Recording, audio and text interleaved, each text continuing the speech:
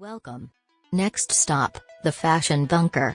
Please sit back, relax and enjoy your journey.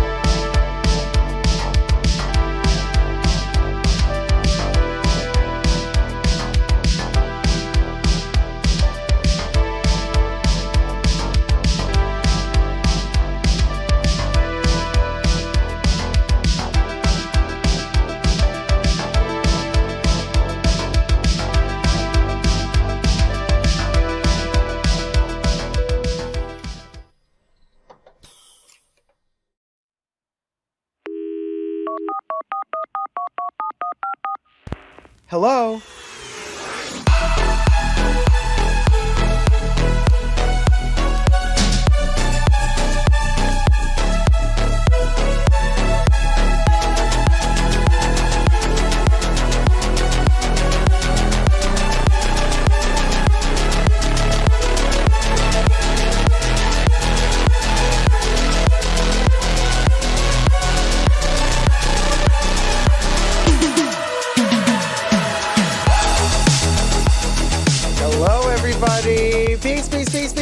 Peace. Welcome to the Saturday main live event in the Fashion Bunker. Listen, guys, we're just coming out of a little bit over 2 hours live stream pre-show, which was exclusive to Tier 2 members and Tier 2 patrons. Tea has been spilled. Frustrations have been shared. Expectations have been shared, hopes and dreams have been lived together, and makeup has been done. But now we move on, so consider joining and becoming a member today or a patron and thumb up this live stream. And now we move on to the main show. Hello, everybody. Hello, Tarima Caruso, Miss B, Evian, T-Pal, Nancy, Karnas, Katana, Mr. Puppy, Jacob, Danny, Duchess Marie, Straw Betty, Kev, Teresa McGuire, Finley, T-Pal, KDF, Deborah R, Nay, Debbie, Ian Quinn, Miss Kitty Riveros, Claudia von B, Dorcia S, Jacob, oh my gosh, so many people. The Nectarine Man, the hardest working person in fashion YouTube. You best believe I'm always working, honey. Claudia from B says, happy Saturday, Dacob. What do you think of the new Chanel sunglasses? When I saw the white and black squared ones, I thought of you immediately. Well, Claudia, how interesting that you thought of me when you saw them, because I thought of me too when I saw I love them. I really, really do. I love them. Thumb up the live stream. By the way, you guys, speaking of Chanel sunglasses, as Claudia mentions, hi Finley, hey Gloria Recinos, Ayla, Brenda Romero. Speaking of Chanel, oh honey, let me take a sippy as we. We have a ton of Chanel to cover today. I am shocked, you guys. Shocked. We're gonna have a Chanel haul. There's gonna be an unboxing in this live stream. There's gonna be we're gonna touch base on a shocking revelation connected to the Chanel lawsuit with what goes around comes around. And we're gonna talk about that, which is, it's insane. And then we're also going to talk about some really devastating news regarding Chanel. And I got the news today, so I'm still in shock. To be perfectly honest with you, I'm still trying to process, so we're going to make a topic about that. I confirmed this news multiple times. Multiple sources confirmed. So anyway, stay tuned. We're going to talk about it in the show.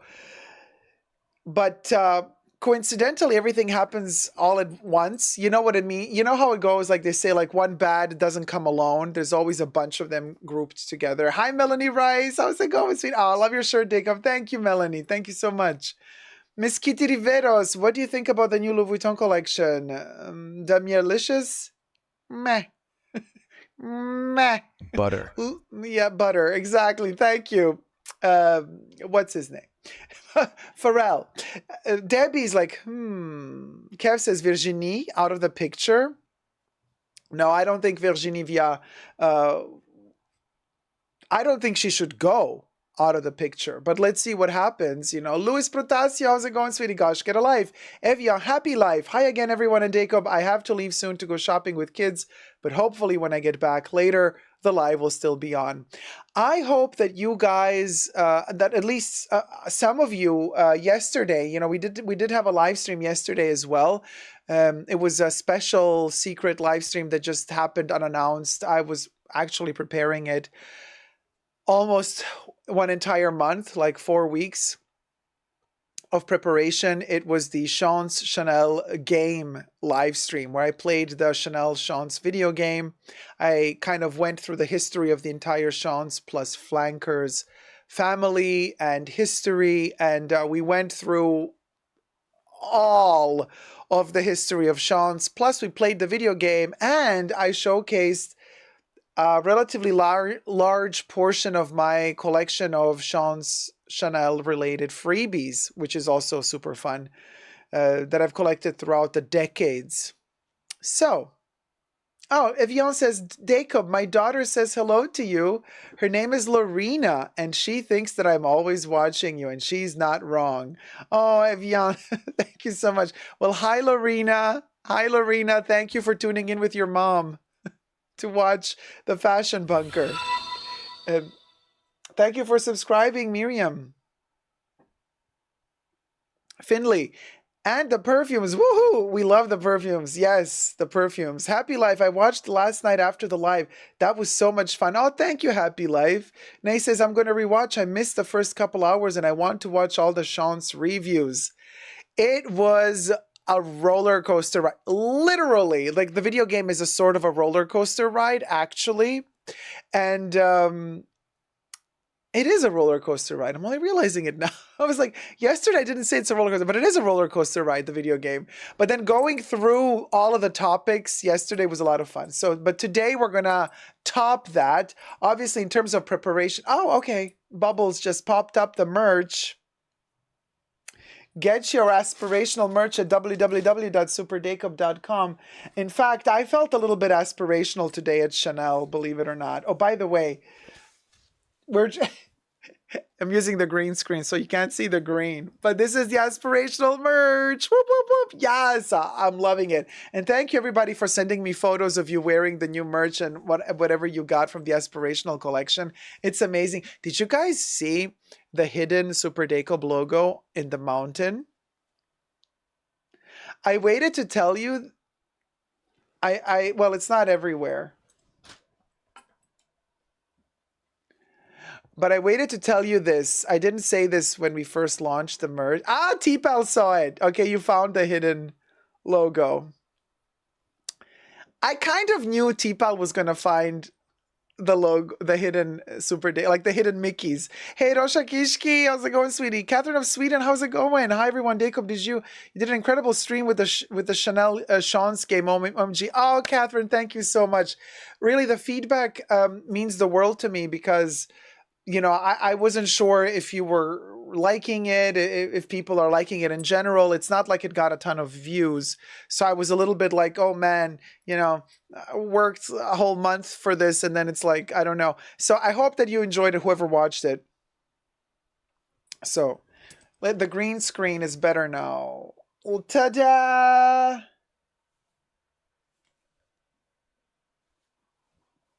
The aspirational merch. We climbed that mountain. For those of you who don't know, aspirational, the luxury brands use this terminology to define people who can't afford their high ticket priced items. So they basically, if you're that client that loves the luxury brand but can't afford an expensive $10,000 bag, but you can afford a lipstick and you love that lipstick and you can afford a card holder, luxury brands love to call that customer aspirational because they aspire to greater summits, greater heights. This is why we got the desired bag. It could be a Birkin, it could be a timeless classic double flap, it can be a Lady Dior. Use your imagination, it can be whatever you want. So it's a joke of like, I want to go shopping at Hermes and Chanel wearing the aspirational shirt. You know what I mean? And if the sales associate gets the joke, they're in on the joke with you, you're going to laugh together. It's a bonding moment. Also very aspirational. And if they don't get the joke, then it turns out the joke's on them. So that's that. www.superdacob.com or on Amazon. Just put in the search engine on Amazon, Super Dacob Aspirational. Not every country that has Amazon also carries my collection, but some countries do. Brenda says, I was wearing the aspirational shirt yesterday at Chanel. Brenda, how did it go? I was for all the treatment at the boutique. So what happened? Like, what did they do?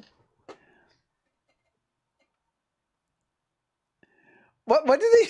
How did they react when they saw you with the aspirational shirt? Did they get the joke? Did they get the pun, or maybe not? Definitely, we'll see the Chanel video ASAP. Oh, thank you, Avatar. Oh, somebody bought a shirt. Anonymous bought a classic crewneck t-shirt. Thank you so much, sweetie. They gave me the catalog, coffee, and water, Brenda. They treated you like royalty at Chanel. Oh, they got the joke. They got the joke. Oh man, Corey, yeah, you missed it. Corey says, I'm so bummed I missed the live yesterday. Rachel says, so wonderful. I learned a ton. Dacob is the Chanel expert. Oh man, Rach, so glad you tuned in. Finley says, the work showed, Dacob. It was fantastic. And you packed so much in there. The reviews are wonderful. It was, for me, a roller coaster ride because, oh, hey, Lynn, you caught the lice? Lynn Vo says, yay, I caught the lice. Lynn, don't catch lice. It's never good to catch lice. Now you can catch the live. The live, yes. Oh, Rage, thank you. My hair looks amazing. Thank you so much, Rage. Yeah, I mean, it's growing. It's getting longer and longer. At this point, it's like so long, it catches under my armpits, and I always pull myself. It's so funny. Hey, Andrew Bethera. Yes, Queen. Linvo says I meant the live. Yes, sweetie. I know. I was joking. I know. I was just being cheeky.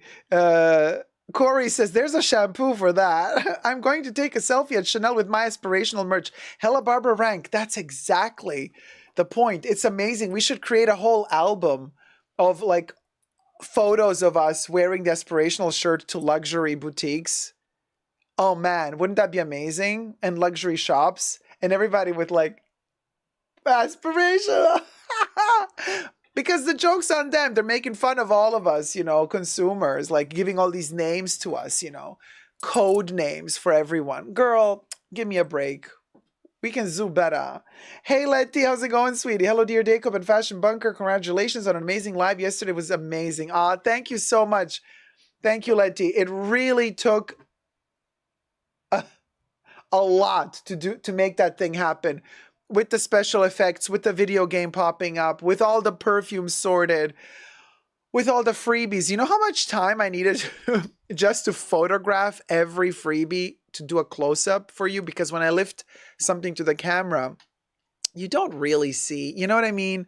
But if you have a nice detailed photo popping up on the side, then it's like such a better experience, really. It adds production value to the video, but also as an experience for the viewer, you get to see actually the intricate details, because some of these pieces are very tiny. So in order to be able to really dig into them, it's beautiful to see a blow-up picture. Coincidentally, listen, Linda, coincidentally, I've been watching the Victoria and Albert YouTube channel, Victoria and Albert Museum, and they're filming, like they have a Chanel Manifesto exhibition, but they also have some donated pieces to the Victoria and Albert Museum from Chanel, like people that owned pieces from Chanel while she was alive, like stuff that was designed by her, and they've been donated to the Victoria and Albert Museum. And there was this one episode on their YouTube channel where they showcase costume jewelry like from the 30s and 50s when Coco was alive. And I saw this about a month ago, and I really did not like the job that they did, because I mean, it's the Victoria and Albert Museum. Like, if you're going to film archival pieces, wouldn't you hire the best camera people? Wouldn't you hire the best cinematographers? Because it was terrible. Like, these gorgeous, precious costume jewelry pieces were not properly filmed. So me as a viewer, I was looking. So for example, like, I don't know, here, the perfume I'm wearing. Oh, Terry, my love. Thank you. I'll get to it in a second. Teresa McGuire donated $100. Sorry I've missed some lives. Me and hubby having second honeymoon. You are the best. Looking forward to a great show tonight, and hubby is watching with me. Oh my gosh, hubby and Terry, congratulations, sweetie. Just a tippy, tippy. Second honeymoon and flippy, flippy, flippy. Congratulations to both of you. I'm so happy. Listen, just because there's a second honeymoon between you two doesn't mean there can't be a third, fourth, and fifth one between you two as well. Enjoy. Life is what it is, okay? It throws curveballs at us all the time, but as long as we got each other, magic keeps happening. So you two guys, enjoy, be happy together, and have a lot of fun. Wishing you fabulous positive vibes and titillating moments together. Bam, bam, bam. Hit it, Bubbles, for Terry and hubby. Ah! The burst. Thank you, Terry. Perfume I'm wearing today, Eau de Cologne by Chanel. And let me spritz on a little bit more. Now, oh, gorgeous. So, as I was saying, so imagine we are now, this is an archival piece and we want to film it.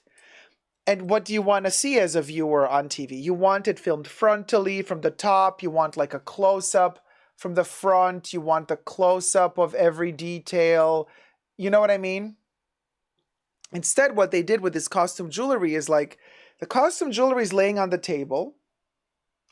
The camera is filming like this, so you don't really see anything. Everything is like, and then they try to zoom in and you have like this part unfocused, this strip focused, this strip unfocused.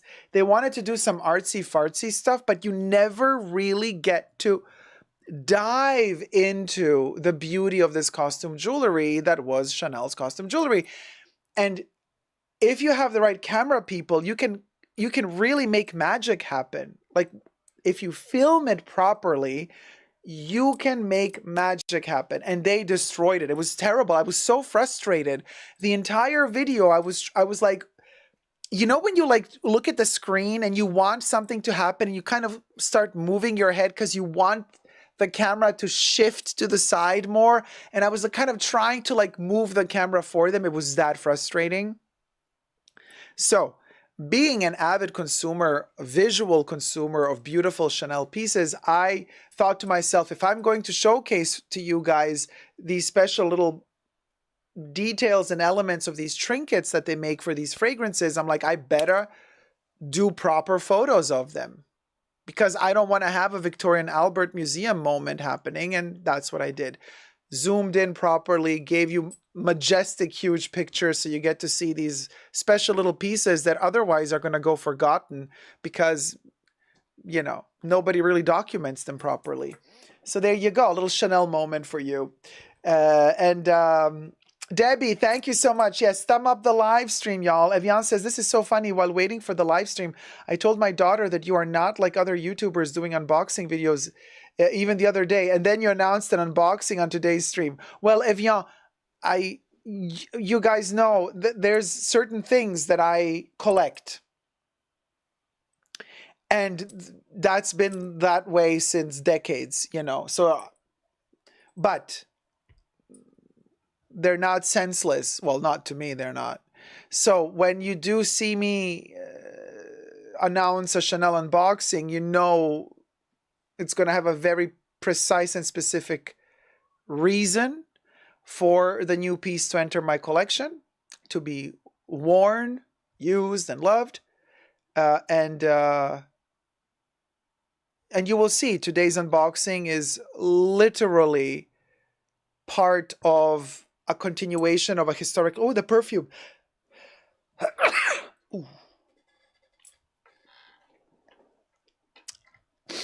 Oh, the perfume tickled my nose a little bit too much.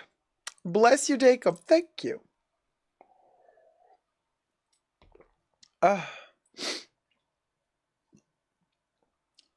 So, you're going to see in the unboxing today, we have a continuation of a legacy. It's like an added chapter in Chanel history. We're going to get to it, don't you worry, in the unboxing. But can we get some aspirational champagne glasses and donate them to Louis and Chanel to serve in stores? Oh my God, Kev, that is so bougie. Love the idea. We should think about, and let's get Baccarat crystal to make them. But I want them to have like a chip. You know, I want them to be broken. Like that's part of the design. Duchess Marie says, I attended the Chanel exhibit at the Victoria and Albert Museum. It was wonderful, but very popular with so many people trying to get into the exhibit. Exhibit is beautiful, no doubt about it. I even have the catalog from the first show that opened up in Paris in 2022, or 2021.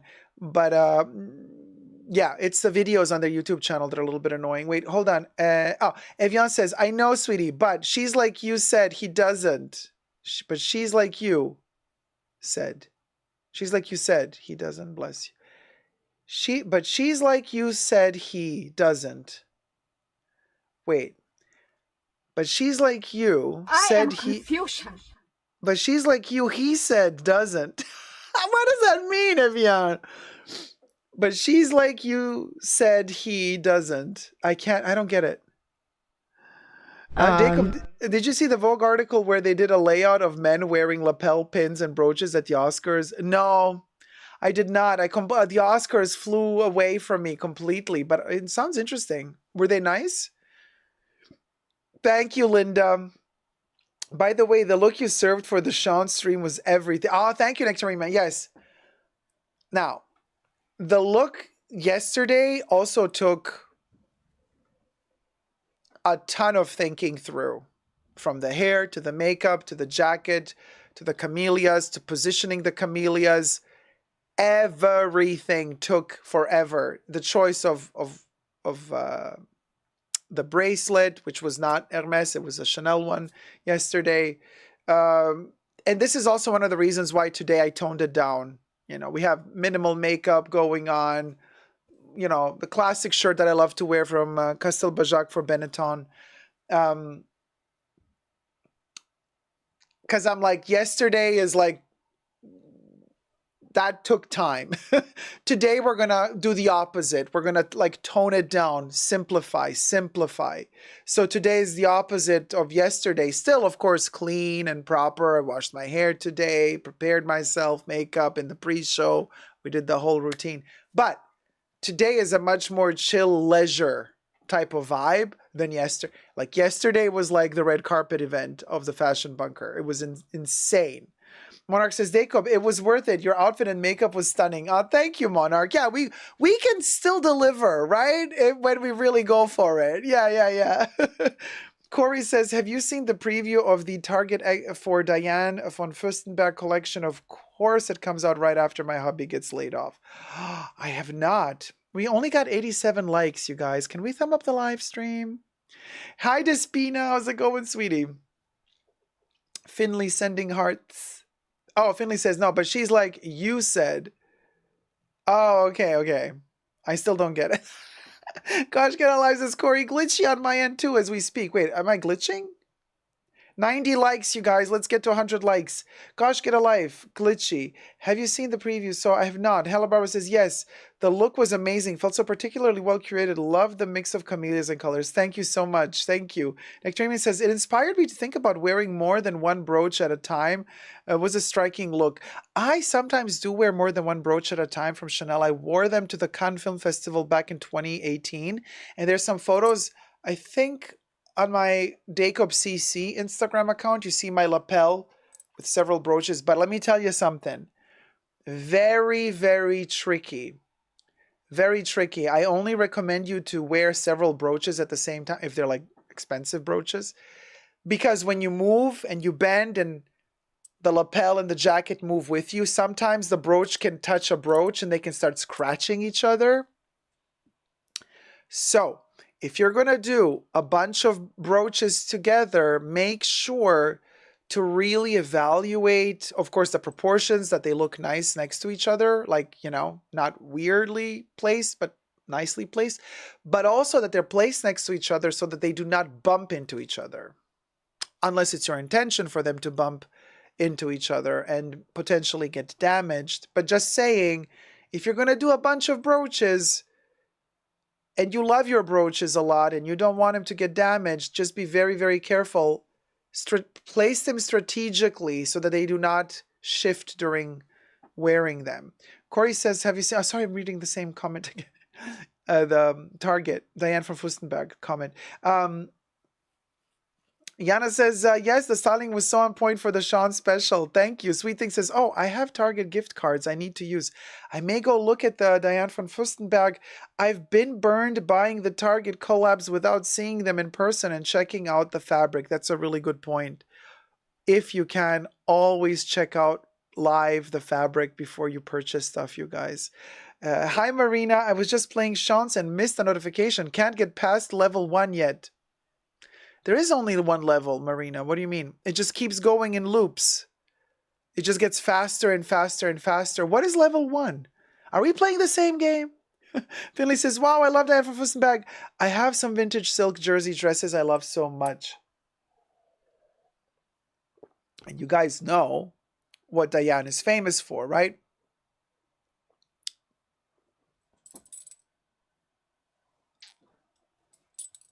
That's her dress.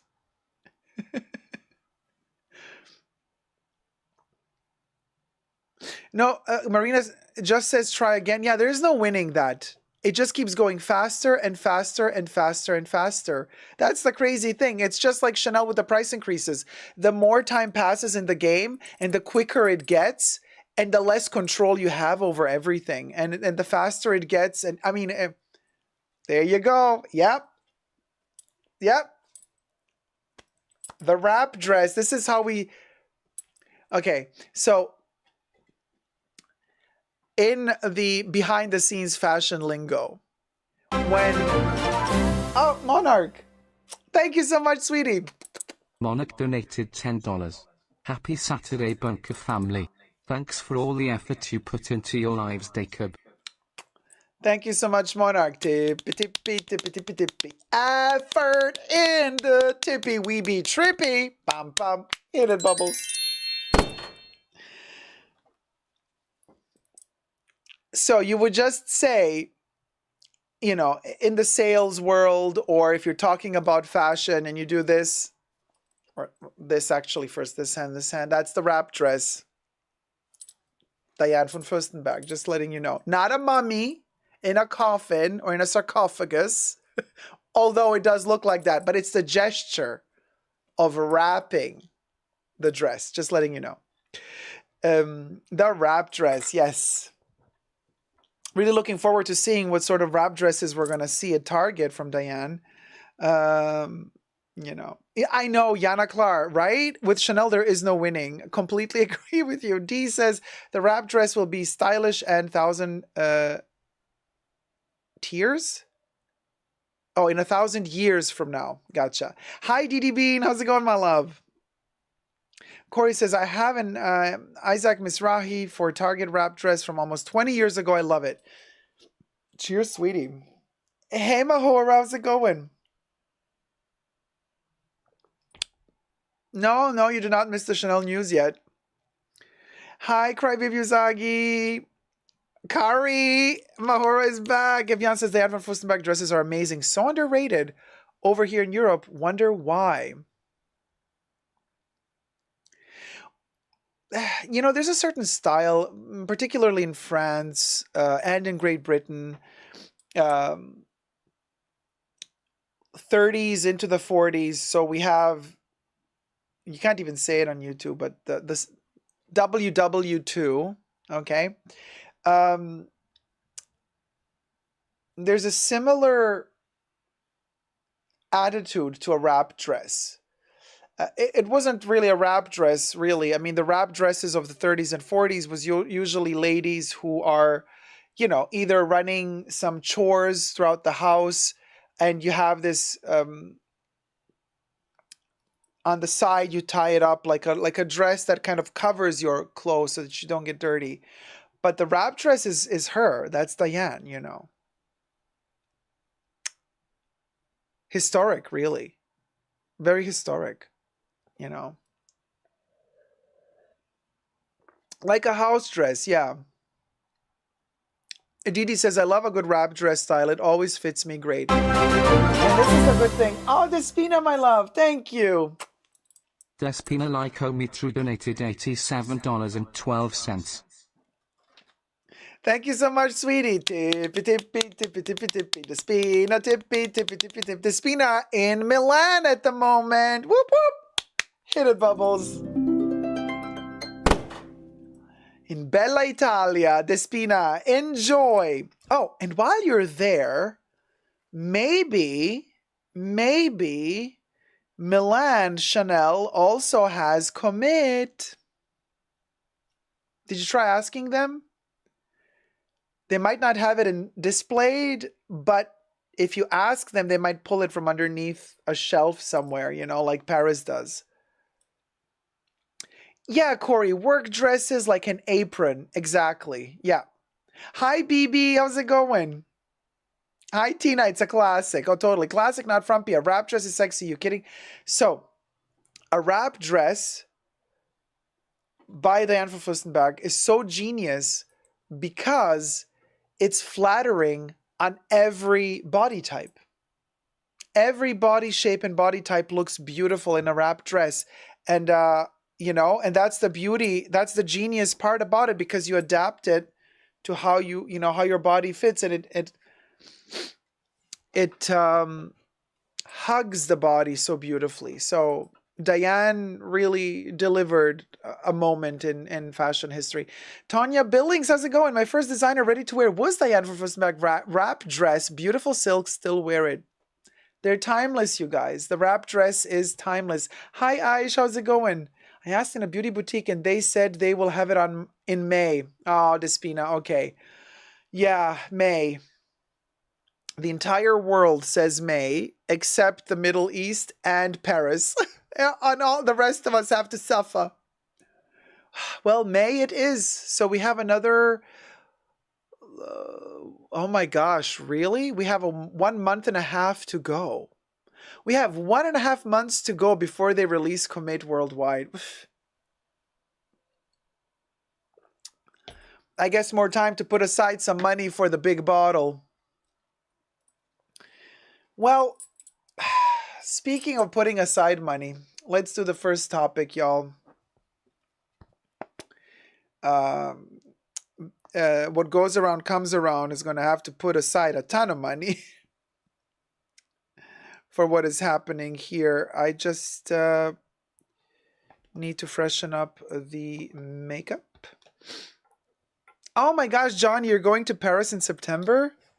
Well, by then, I mean, if you went now, you can already get Commit, but by September, that's in Chanel fashion lingo. September is like light years away. It's like 10 collections away from now. You know what I mean?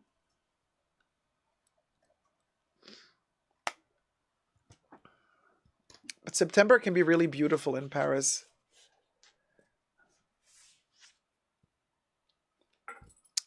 Let's do this. I'm thinking...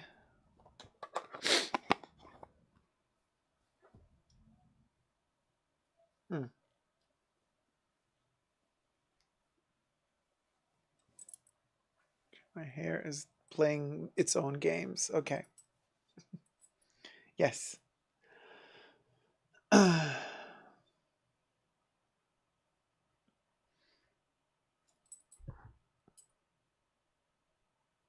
everybody. Dacob here. Welcome back to the Fashion Bunker. Chanel lawsuit. Will this mean that we have finally reached the end of all Chanel bag and clothes authenticators? Is it the end of the road for authenticators of Chanel goods? Will they no longer be allowed to issue certificates of authentication? Chanel has pushed that envelope and is trying really hard to set precedent. In a New York courtroom, none other, in a lawsuit against what goes around comes around, and it gets juicier and juicier with every twist and every turn. Listen to this. But before we get to the details, subscribe to my channel here on the tubes. Push the join button next to the subscription button. Become a member today. Get access to extra perks. You can also join me on Patreon. Super Dacob all spelled together there as well. For extra perks, this video is being filmed live in front of a live virtual audience. I live stream several times a week, so come join the live chats. Hi, my co-chatters. Johnny says, wow, isn't that shocking? That's crazy, says Sweet Things. Yes. So I have several articles here that report about this, but one in particular from the fashionlaw.com. Now, you know, when it says law in the title of the magazine, you know we mean business. Okay, but everything I say in this video is for entertainment purposes only, not rooted in truths or facts. Everything's alleged in just my opinion. So they say that Chanel seeks permanent injunction in resale case against what goes around comes around. And they list a few points that kind of pop out of the transcripts from, you know, the legal documents from the lawsuit. Very, very interesting. So basically, now there's several points here that we're going to analyze. So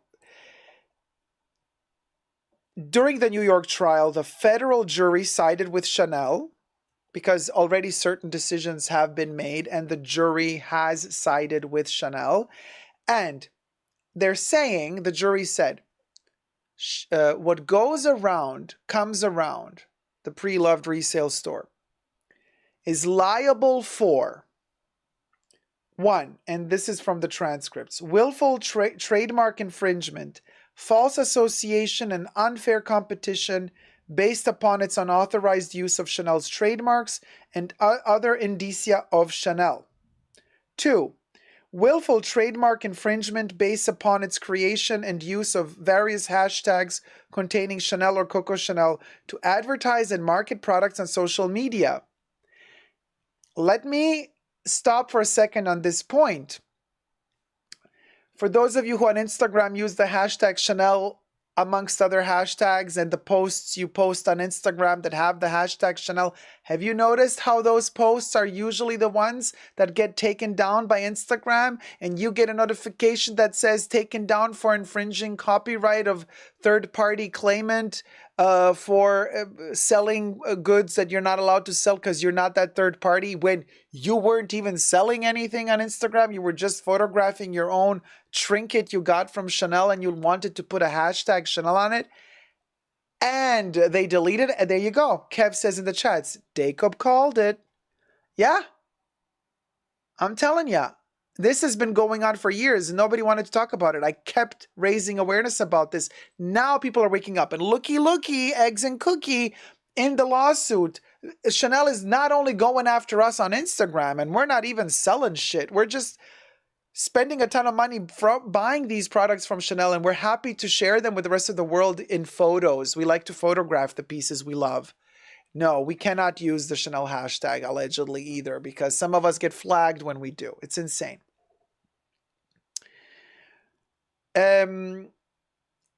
Point 3, willful trademark infringement based upon its sale and offering for sale of non-genuine Chanel branded products, including 13 handbags bearing voided stolen Chanel serial numbers from Renato Corti. 2, 1 handbag bearing Chanel serial number, and then they give a serial number. 3, 51 handbags bearing voided Chanel serial numbers. I don't know how that differs from B, but whatever. D, 779 Chanel branded point of sale items. And E, materially altered or repaired Chanel branded products. And 4, willful trademark infringement based upon its sale of counterfeit Chanel branded products. 5, willfully engaging in false advertising. They've been awarded or asked for $4 million in compensation.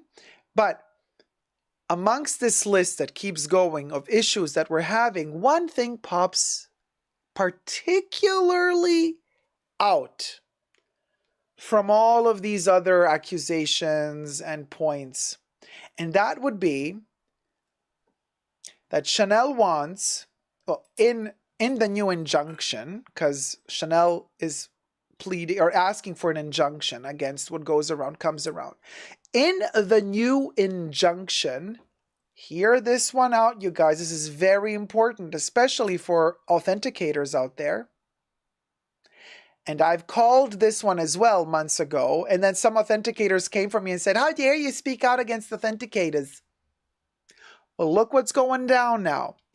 In the new injunction, Chanel wants what goes around comes around to refrain from alerting consumers that the Chanel product it advertises or sells are authentic, unless it has proof that they are, in fact, authentic. What does this mean?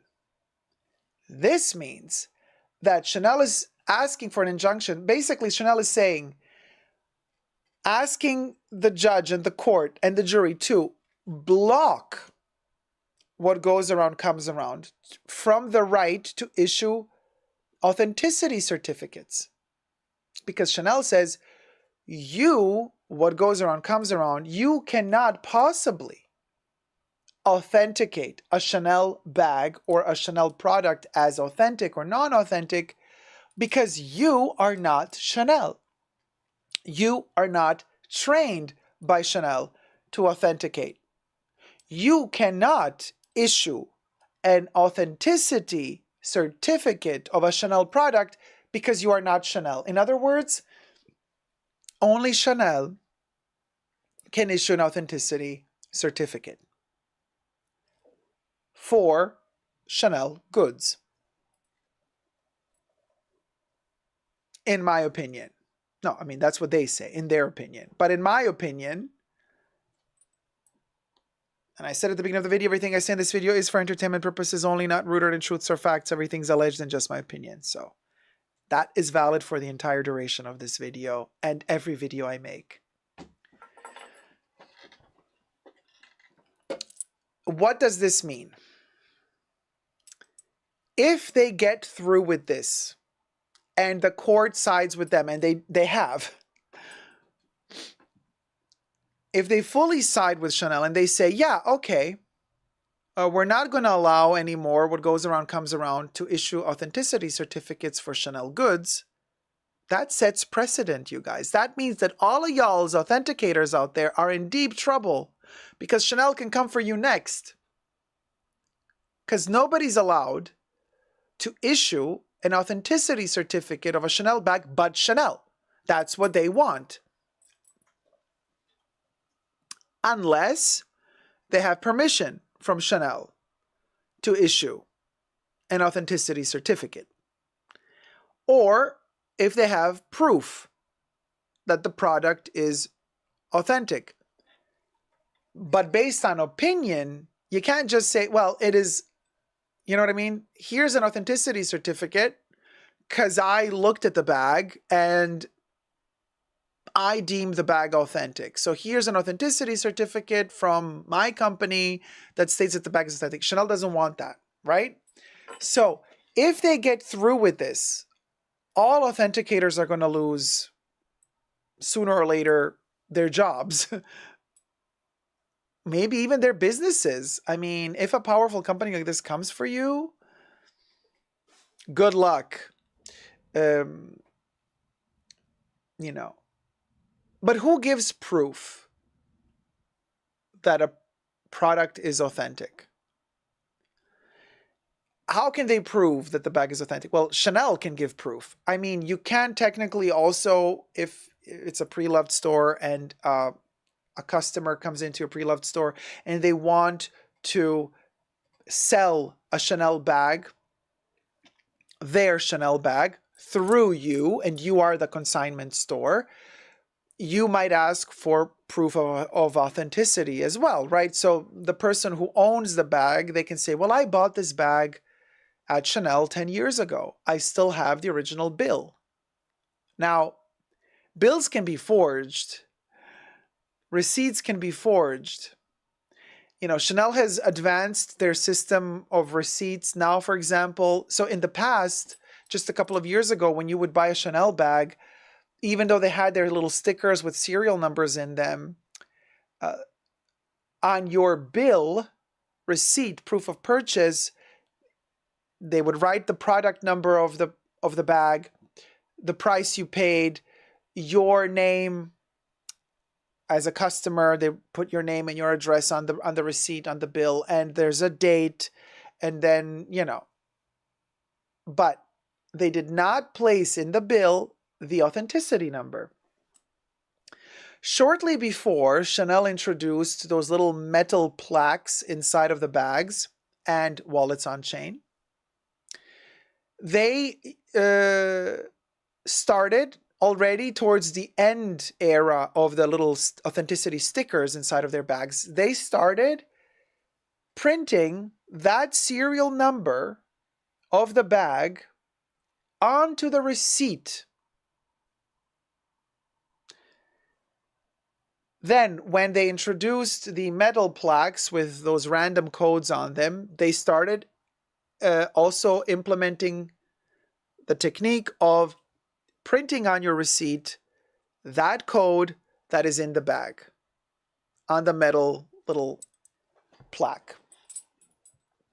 So that helps a little bit, but not really too much, because also that can be forged. You can make a bill with a little code that matches the code in the bag. But now that purchase of the bag is connected to that code, it's in the Chanel system as sold. And then if you were to take that bag with that bill to Chanel, into a boutique, into a Chanel boutique, if the sales associate wanted to, they could look up into the system that product number of the bag together with the authenticity code, which is on the bill. Those two together, when you look it up in the system, will show the sales associate in the system exactly where the bag was sold, what bag it is, does the bag match the code, the authenticity code, or not, and it will also show in the system the date when that product was sold. So technically, all of those elements can already help you a lot determine whether or not the bag is authentic or not. But the staff at Chanel are not always going to, just want to help you out like that. Technically, they're not allowed to. So it's not like you can just walk into Chanel and say, hey, can you check this bill and this bag for me? Let's just see. No, they're not going to do that. Try it out. You'll see. Unless you got connections and the sales associate knows you personally, you've been shopping there a lot, then they might do this favor for you, allegedly. But otherwise, it's really difficult. And let's not forget that you can also steal a code. This is why I always tell you, when you're unboxing any luxury item that has authenticity serial numbers on it, hide them when you film them if you're unboxing them on camera, because you don't want, fakers to steal that code and utilize it, because it's the best thing you can do. You're unboxing a bag, you're showing them exactly what bag it is, what colorway, what material, what hardware, and then you show the code, and then they know that that code matches that specific bag, and bam, they can go and copy it. So be very careful. Minnie Jeffrey says, in some way I understand them not wanting external companies to certify their products, but it sure makes secondhand market very difficult. Exactly, Minnie Jeffrey. It makes the secondhand market super difficult, and it also, begs the question, are authenticators and their businesses now doomed? Are their days counted, tightly woven in a last effort to preserve those 3 or 4 grains of sand from the sand clock that is ticking? That's the question. Corey says, this could apply to literally anything, cars, antiques. I hope the courts pay attention at what kind of precedent they are setting up. I completely agree with you, Corey. On one end, I'm not a fan of authenticators, because I personally believe that the authenticators cannot know fully with 100% certainty if a product is authentic or not. They just can't. Okay. Technically, only the person who made that product can know. And even then, that same person might be sometimes thinking when they see the product. If you made a product 10 years ago and somebody comes to you and says, did you make this 10 years ago? You might remember, you might not. It's tricky. And also fakes are getting better and better and better. So very, very, very tricky. But relying solely on the goodwill of an authenticator company to tell me whether or not my Chanel bag is authentic or not, I personally would never trust an authenticator. So I agree with Chanel that these authenticators should not have the right to kind of imply that their certificates of authenticity are like the end all and be all. You know what I mean? Like, I agree with Chanel, because it can mess with the end consumer, because the end consumer might think, well, okay, this bag is authentic. And then Chanel says, and then they take it to repairs at Chanel, to the spa, they want to pay extra to get a repair. And then Chanel tells them, we can't repair this bag, we can't spa this bag because it's not authentic. And then you're like, but I have an authenticity certificate from what goes around comes around that this bag is authentic. And what is Chanel going to tell you? Well, if I were Chanel, I would also tell you, I'm sorry, boo-boo, but an authenticity certificate from what goes around comes around has no power at Chanel. I am Chanel. I am telling you this bag is not authentic. So you can take, not me. I'm acting as if I were, you know what I mean? But you're bringing me here an authenticity certificate from some random place and telling me that that is law. No. But, so I agree with Chanel on that. But where I find it very difficult and very, very dangerous is when they want to, veto the authentication, because this is what I smell here is I smell a rat. And even though we heard Bruno Pavlovsky in an interview recently say that, Bruno Pavlovsky, the president of Chanel SAS, he was saying, no, Chanel does not wish to prevent its customers from purchasing a product from Chanel and then deciding to sell it, because they don't like it anymore, or they grew out of it, or it's too tight for them, too small, or they just changed their mind and the return deadline has passed, and so they decide to sell the piece, okay, as pre-loved. He kind of said it in an interview a short while ago that Chanel has nothing against that. Chanel is not trying to prevent its own customers from selling on the pieces that they bought from Chanel, as long as they don't do it professionally. But I'm like, yeah, but your end game is technically you want to avoid pre-loved sale of Chanel. You're chipping at all these options that people have to purchase Chanel goods on a pre-loved market in a somewhat safe environment, and you're trying to destroy that environment so that it becomes harder and harder and harder to purchase pre-loved Chanel. That's what I'm suspecting is happening. I don't have a magic crystal ball. I'm just speculating here. But what I'm speculating here is that they're trying to allegedly break down all the walls that facilitate pre-loved sale, whilst they're telling us, no, you can sell your own Chanel, what you purchased at Chanel, we're fine with you selling it on if you don't like it anymore. They're telling this to us while at the same time destroying the environment in which we can sell the Chanel items that we no longer wish to have in our possession. You see, I smell a rat. Yana Klar says, from a legal point of view, I totally understand the argument. Since years it has been asked on which base these certificates are issued. The paper has already been useless and provides false security. Yana Klar, you've said it perfectly. I completely agree with you. I've been telling you this for the longest time now. I do not trust authenticators. I don't trust authenticators. I just don't trust them. Because you can't. Even if their intentions are the best and really, really they want to help you out for money, but they want to help you out, I still don't trust them. Because they cannot possibly know what the brands that actually made the bags know. Period. And who else is, what are we looking at here? There's a lot of comments.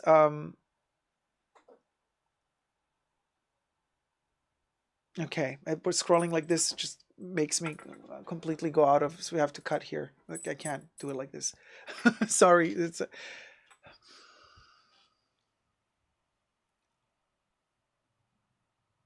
Wait, you guys, I'm looking for stuff.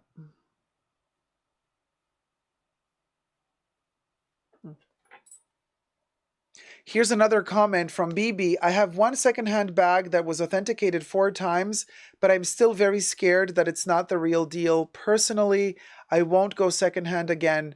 I just don't have peace of mind with them. You see, this this is what the brands, I feel, ultimately want. They want you to be scared to buy pre-loved, so that you have to go to the brand directly to purchase it new at a full retail price.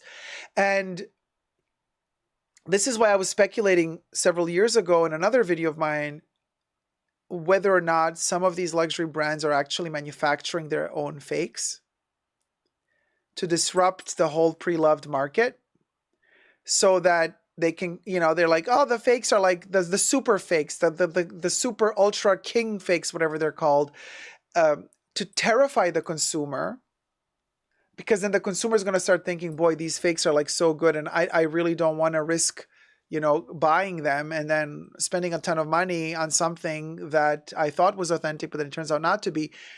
And I was speculating that some of these luxury brands were making the fakes themselves. So that would make the fakes non-fake. But if they make you believe that the authentic bag is fake, in order for you to go to the boutique to purchase at a premium cost the authentic bag, it's genius. It's like worthy of a James Bond villain, if you think about it. That gesture would be worthy of a James Bond villain, for a luxury brand to make fakes just to scare you, so that you are kind of scared into purchasing. You're kind of, they tickle the fear out of you, so that fear drags you into their boutique, so that you end up spending the premium price in their boutique. It's a diabolical genius plan. All alleged, of course. I have no proof of anything. I'm just speculating. I have a very florid imagination, so don't listen to me. Chunky Shoes UK says, I wouldn't want to buy a bag I knew my child couldn't sell if they wanted to when I'm no longer here. I want these things to pass down. Let me know your thoughts, you guys, in the comment section down below. This is very dangerous, these games that are being played in these lawsuits, in my humble opinion. And I think Chanel is playing with fire here. I agree with them on so many points, but I also smell a rat, and I feel like their ultimate end game might be they just want pre-loved to disappear altogether. Just my speculation, just my opinion. Let me know down below. Until next time, never forget to never give up on love. Thumb up this video and subscribe. Take care. Bye. Ciao. Right here. Unless the person who is looking at your bag is a nerd of the brand and knows all of the history of the brand, thread types, what kinds of needles were used in the 40s, I don't trust authentication. Yeah, but also, this is the thing. These brands, since they're no longer... When Chanel was alive, there's this whole thing, a chapter in one of the books that I have on Coco Chanel. Don't ask me in which book. I have hundreds of books on Chanel. In one of these books, there's a chapter in which the author describes how Chanel knew. So you bring, while she was alive, you take a bag into her boutique, and Coco is there. She takes the bag, and she could see, according to the stitching on the bag, exactly which lady, back then it was only women doing it apparently, which one of her ladies made that bag. Because she could see by how tight the stitch was, how short it was, how long it was, how loose it was, she would know exactly which one of her seamstresses made it. That form of authentication makes sense when you are running on a small production number and you have people that really are working with you in your city manufacturing these pieces. And then I was saying this a couple of years ago. A couple of years ago on my channel, I mentioned this exact example of Coco with the threads. And I said, and I asked you guys a question several years ago, and I said, what do you think? Would Karl Lagerfeld know if today you came, he was still alive back then, if today you came with one of the current Chanel bags that were made by Chanel, and you come to Carl and you show him the bag, you think he would know which one of the people in the factories made the bag? Of course he wouldn't. First of all, they're mostly machine made. Second of all, Chanel is never going to tell us exactly how many factories are manufacturing their bags and where the bags are being manufactured. It's a big, big, big mass production, you guys. So that's why I'm saying, technically, I don't even think Chanel really, today, just my opinion, I don't think that they're capable of authenticating their own bags. Sure, they can authenticate because they know the colorway that they made, the metal plaque that's in the bag with the number, with the code. They know that the code corresponds to a certain factory where it was produced, blah, blah, blah, blah, blah. But still, even still, they're going to look at these elements to allow, if the elements align, the code, the colorway, blah, blah, blah, okay, then the bag is authentic. But they're not going to be able to look at the bag without seeing the code. Without seeing the authentication code. They will, let's see, I don't know, prove me wrong. Would somebody at Chanel be able to authenticate the bag without seeing the authenticity code inside of it? And without comparing it to the colorway, material, where it was made, where it was sold? Because Coco did not have authenticity codes when she was alive, you know.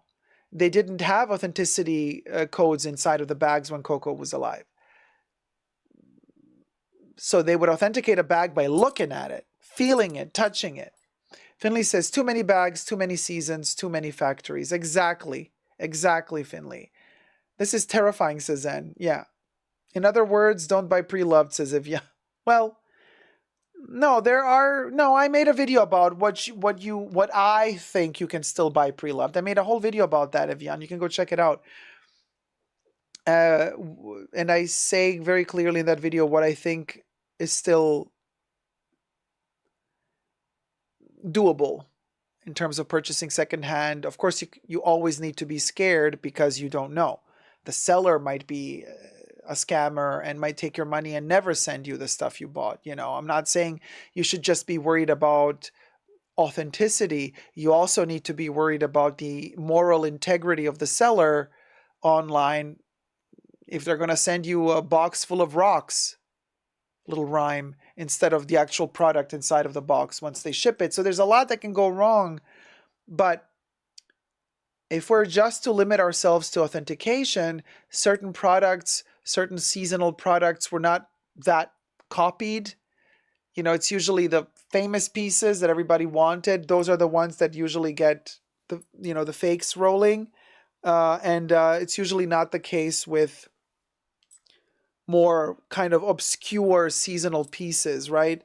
Which are usually, for me personally, I have more peace of mind buying those than I have buying, the requested famous pieces. Thumb up the live stream. Thank you, Kev, for reminding us to thumb up the live stream.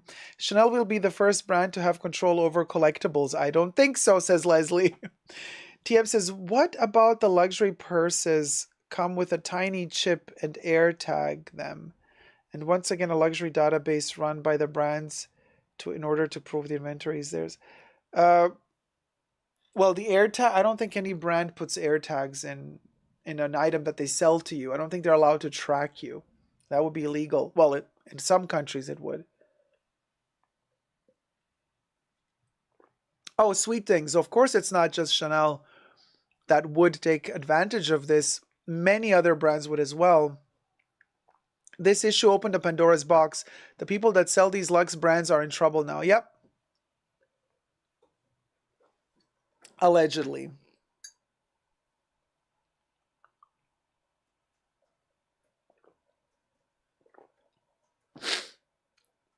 I have been to Turkey, and trust me, you can find everything there, even seasonal bags. Not vintage. Not vintage. Because there's no interest, there's no demand. And I'm not talking bags. I'm not talking bags. And in fact, I said in that other video, go check out the video for all the details. I said I would never buy a Chanel bag pre-loved. Not anymore. The only one that I did buy was the Millennium bag, but that one is impossible to copy. It has a shell in the shape of a butt.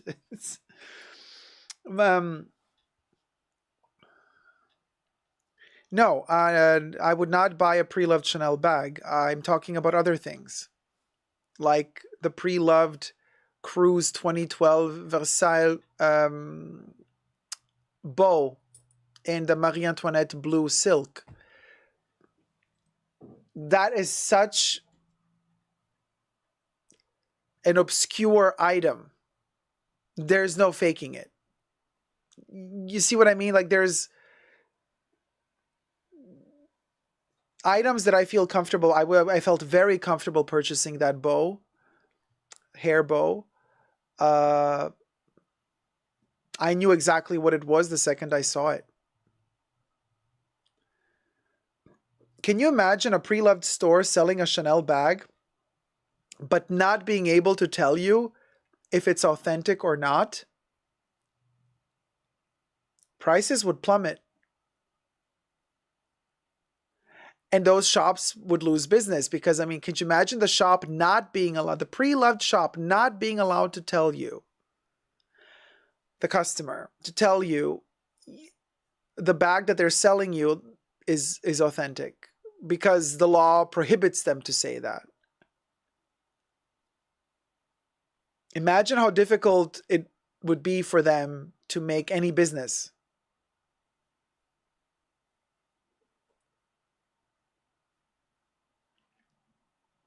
Chunky Shoes UK, do not trust AI. Ever. Amy, my love, thank you so much. What does it say? Amy donated $50. Dacob, so happy to be back in the bunker. Loves the Chance live stream yesterday on the Perfume channel. Oh, Amy, thank you so much, and I'm so happy you're back with us. Mwah. Tippy tippy, Amy and the tippy. Tippy tippy for Amy and the skippy. Boop, boop. Hit it, Bubbles. Thank you. Mahora says Chanel low-key ate with that one. Yeah, they totally did, Mahora. Grief and High Delight, how's it going? We'll only buy a Chanel bag again when the quality horror stories of late stop occurring. Sticking to my vintage collection for now.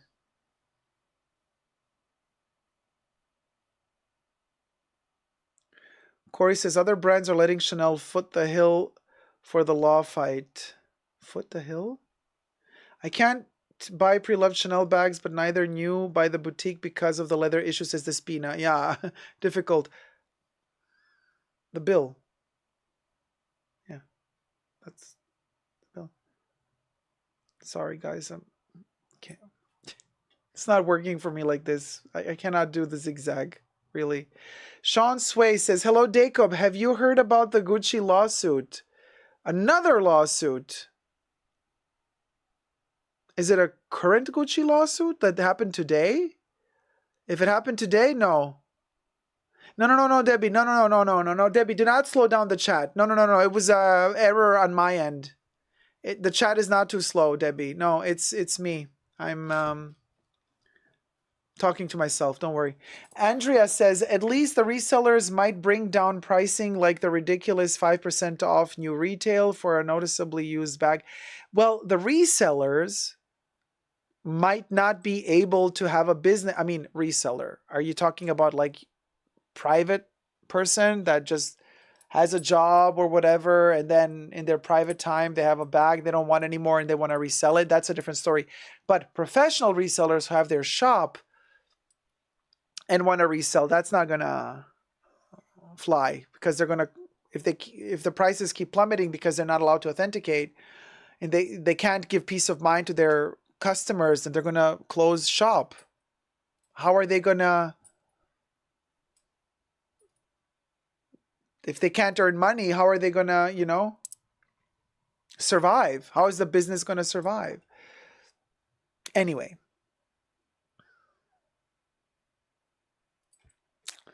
The poverty. Thumb up the live stream. So I guess sell quick before the news gets out, says Sweet Things. Yeah, or I mean, if this if this lawsuit goes through, Zeitgeist asks, would you buy pre-loved cardigans and jackets? Some, yes. I would buy some pre-loved cardigans and jackets, yeah. I would still be very cautious, but yeah, I would. Andrea says, true, maybe it's real, maybe it's not. Business won't last long. I'm telling you, that's the risk. And I think that's what these luxury brands are hoping is going to happen. They're like, oh, we're not telling you to stop selling pre-loved. No, we're telling you sell pre-loved. But we're not going to let you authenticate. It's such a little sneaky thing. Sean says, Gucci treated top saleswoman who sold $50 million worth of gear like a slave, mocked her age and bullied her until she wasted away to skin and bones with her hair falling out. Bombshell lawsuit claims. 50 million? Sounds like it's happening in America. Only there, baby.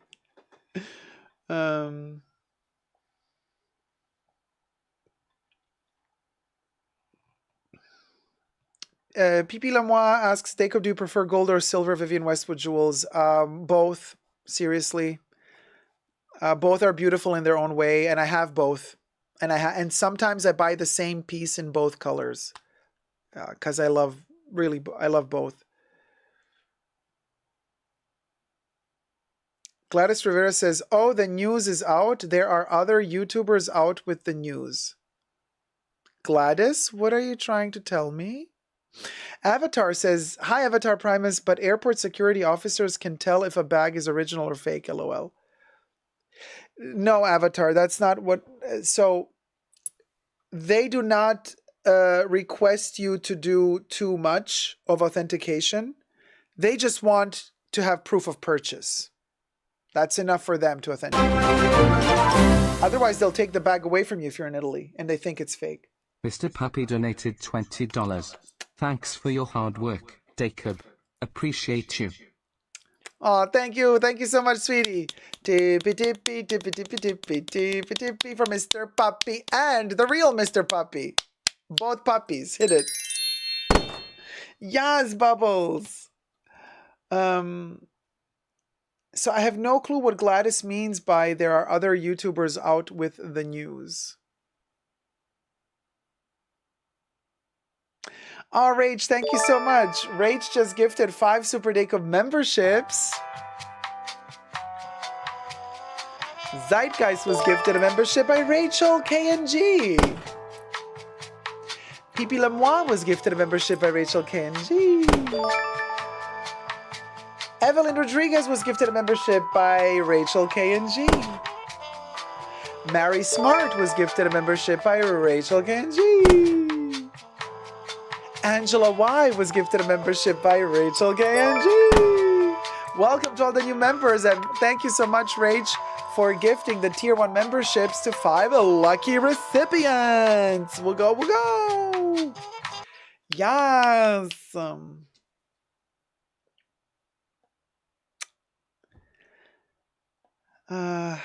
Corey says, some of the ladies I used to source vintage for have been calling me nonstop. They are worried about insurance issues and such. Corey, good luck. That sounds like, oh my God, I got a headache just reading that comment. Stephanie says, you're so sweet. I need to binge watch all your videos. Oh, Stephanie Laundry, thank you so much, sweetie. Evelyn Rodriguez, thank you so much. You are welcome. Well, actually, Rachel says you are welcome. Blue Moscato says, hey, Dacob, finally caught a live stream. Hi, Blue Moscato. Finley says, I like your advice about pre-love, Dacob. Only spend what you're willing to lose. Oh, yes, that's also something I said in the other video. Thank you for reminding me, Finley. I also always say, be ready to only pay what you're ready to lose. It's like gambling. That's really, really important. For me, the limit is about $100. So if the seller ends up not sending the product,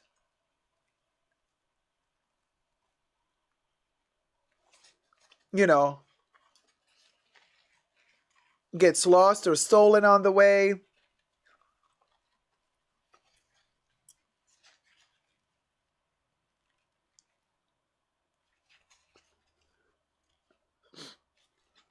I think $100 is like my limit.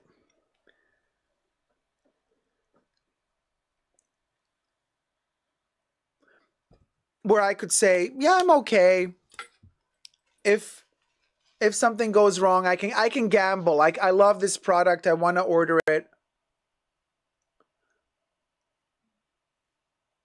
But when you enter like the $2,000-$3,000 for the product, I mean, and then you get scammed and you lose your money and you don't even get the product, that's a hard pill to swallow.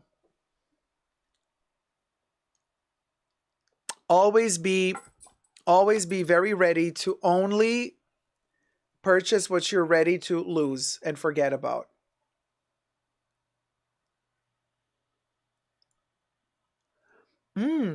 Rachel says, Dacob, I should say thank you for your review of Hermès Cabriole. I just got my bottle and it's so lovely. Isn't it amazing? It's so beautiful. I love that perfume so much. It's that classic Hermès Osmanthus. It's just amazing. Just Joe says, I bought way too many bags. I'm okay if they, secondhand, all shuts down. It will save me money because I won't buy new. I'm too cheap. Just Joe says. Teresa says, I've had that happen in the past. I lost about $1,500. Ooh, Terry. Ooh. Avatar Primus says, I hear a Spanish luxury YouTuber telling about the rumors of Louis Vuitton buying Chanel. I know the rumor has been denied, but what do you think about it? No, I don't think LVMH is going to buy Chanel. No. Unless the Vadheimers wake up one day and they say, we're done. Take it. That can happen too. I mean, Chanel is a privately owned company, so there's no shareholders to, ask permission. If the two brothers say we're done, then they're done.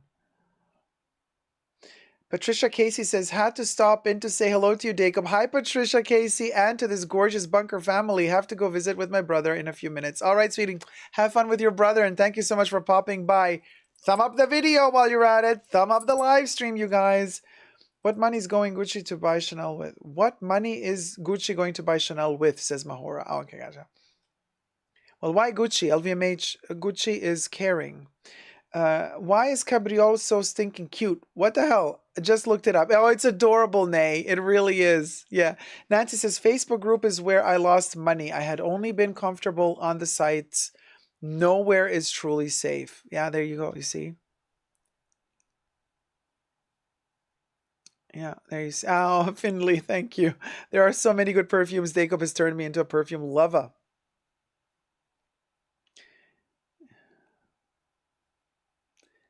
Oh, thanks, Rach. Rach says, Nay, you should look up Dacob's Cabriole review too. It's on my perfume channel. You can go follow me on my perfume channel. The perfume channel is called Essentially Dacob. That's where I reviewed Hermès Cabriole, amongst other perfume videos. Dacob, I was scrolling other YouTubers' content, says Gladys, and I saw one with the Chanel lawsuit info. I did not click on it because I got the alert that you were on. Aha. Yes, interesting. We've been talking about the Chanel lawsuit with what goes around comes around since months now. Made several videos on this topic. Enough said. Chris F says Chanel needs to stop increasing their prices. I bought a bottle of number 19 Poudre at my local boutique last week and it was $186 with tax. My first bottle years ago was $144 with tax. And the prices keep going up and up and up. But I think they've reached a point where they've kind of outpriced themselves in a way, because I've noticed that this latest bag release that they've done for Spring Summer 24, some of the bags cost less, some of the seasonal bags in the same size as the predecessor bags cost less, like a couple $100 less than a similar bag in the same size from the past season. That's what I've noticed. So I find that interesting, don't you? But all this to say what? That now end of March, they're having another price increase. So those bags that started off with a lower price, they're going to go up a couple $100. So it's like they're playing these weird games with us. Mahora says, Chanel is pushing prestige prices. To be honest, they think they're ultra niche or something. I mean, like, I understand, in a way they have a huge demand and they do not want to oversaturate the market. And so they're like, stop it, people. We don't want to be flooding the market with our products because we have a long-term game. We want to be in the luxury game for decades to come. We don't want to oversaturate the market with stuff. So hold your horses. Stop buying so fast. And the only way to prevent people from buying is upping the price so you outprice a bunch of people. But at the same time, I don't know.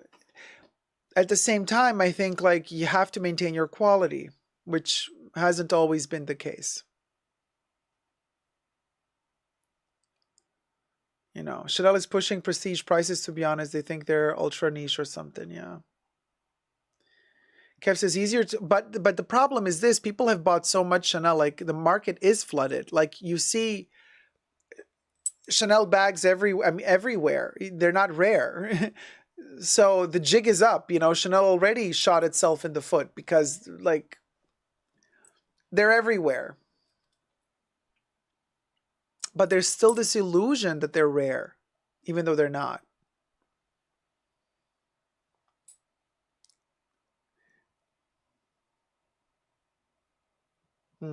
Shopkin says the problem with their theory is there are a lot of very wealthy people. Yeah. Strange, but kind of true. There are a lot of wealthy people. D. Hikibotham, I agree with you. They should stop having 10 shows a year. Yeah. Completely agree with you. Oshidi asks, what if Chanel is doing this to actually save the environment? Less production, less pollution, same amount of profit because people still buying. Well, they're not reducing because they're still doing 10 collections a year. Why don't they stop that and do just 4 collections a year instead? Then we can start talking about real sustainability. Corey says, luxury companies all have the same problem. They don't want everyone to have their pieces, but they need our money, which we use to buy their pieces. Chanel is trying to avoid the problem Louis Vuitton had. Honey Love, I agree. The Mademoiselle perfume body spray deodorant went from $30 to $60 over the course of the pandemic. Chanel will lose me if they keep this up. Ridiculous. It's deodorant. Avatar says the same YouTuber was talking about H&M and other brands closing a lot of stores in Spain. Gap closes all their stores. H&M closes 28 of 130. I know it's not luxury, but yeah, it's very interesting, of course. Very interesting. The extremes are surviving and everything in between is dying out. The end of middle class. Hi, Edu. Hi, sweetheart. Hi, everyone. Hi, Edu Gomez. Edu Gomez in the house. Mahora says 230 euro for 75 milliliter eau de parfum Les Exclusives Chanel perfume is high-end niche. It's luxury niche. We talked about it, Mahora, remember? That's the luxury sector. They want to position themselves in the luxury niche sector. Oh, yeah, Corey, I agree with you. No F's given about the environment, even though they keep saying they do, but allegedly.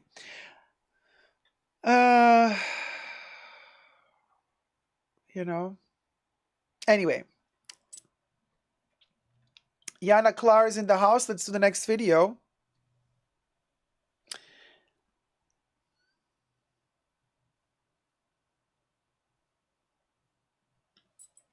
Hi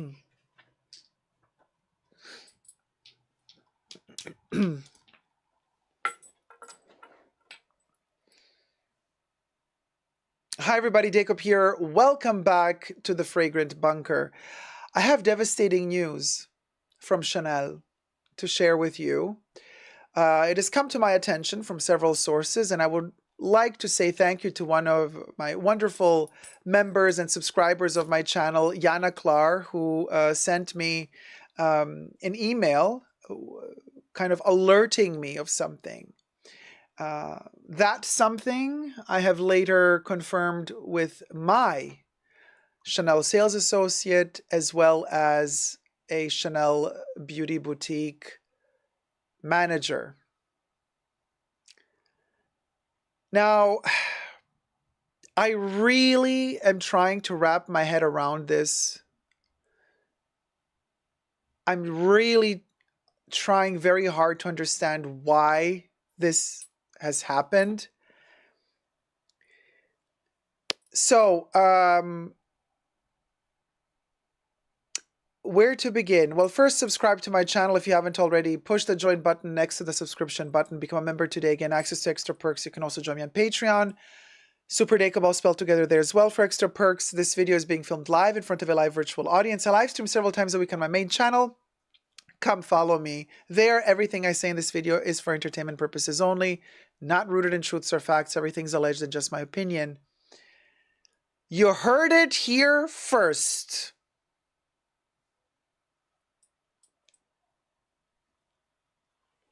Chanel is discontinuing all of their Les Exclusives extraits. Cue in the picture. This is a photo I took several years ago. These are wonderful sunglasses from the Haute Couture 2007 Chanel collection during Carl's era. And I have 3 examples of my personal collection. Photo taken by yours truly. Les Exclusives Parfum, Jersey, Cuir de Russie, number 22. I am shocked. So I got the email from Yana. Thank you, Yana, so much. Thank you for being an angel and letting me know. And then I immediately wrote my Chanel boutique sales associate, the store manager, and yes, they confirmed. At first, I thought they're discontinuing all their extraits, all of their parfums, including Chanel number 5. But no, I received confirmation from my store manager, beauty boutique manager, that Chanel number 5 is not going to be discontinued. The extrait will still be in production. Like their mass-released extraits will still be in production, but they discontinued a ton of their mass-released extraits. You know, Chance Parfum is gone. Allure Sensuelle Parfum is gone. I think even Allure Parfum is gone. We only have Coco Mademoiselle Parfum left.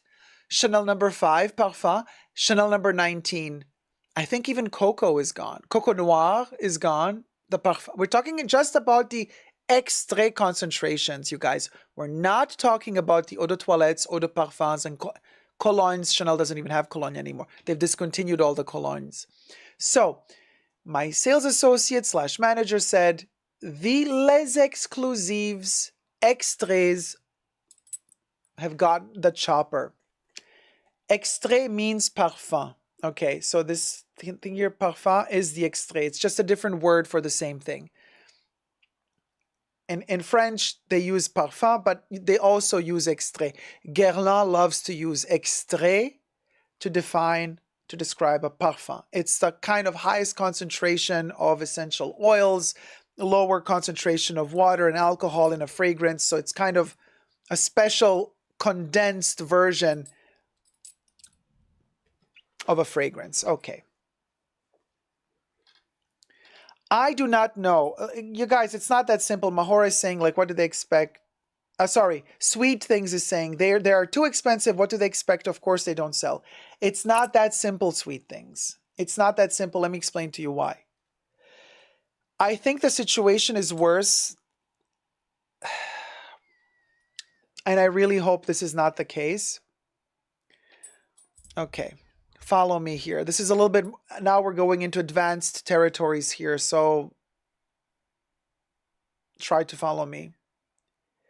Chanel, just a couple of months ago, released within the Les Exclusives Extrait/Parfum range, they've released their giant bottles of Sycamore, Coromandel, Beige, Gardenia was already available a while ago in the giant bottles.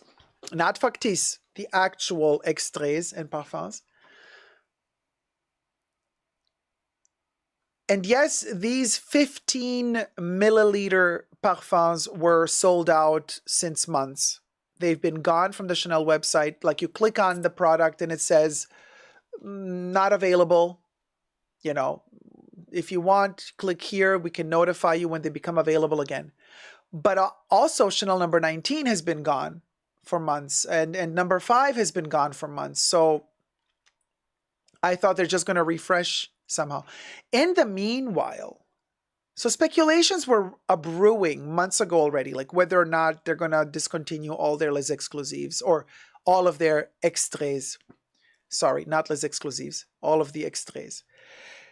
And I thought to myself, no, they're probably just having some issues like they had with Cristal au Vert back in the day during the pandemic, where certain raw materials were not available or glass was not available to make the bottles. But then, in the midst of the 15 milliliter parfums of the Les Exclusives being gone from the website, like not available, Chanel launches these ginormous 900 milliliter, 450 milliliter, 225 milliliter bottles of the Les Exclusives extraits of some of the best sellers.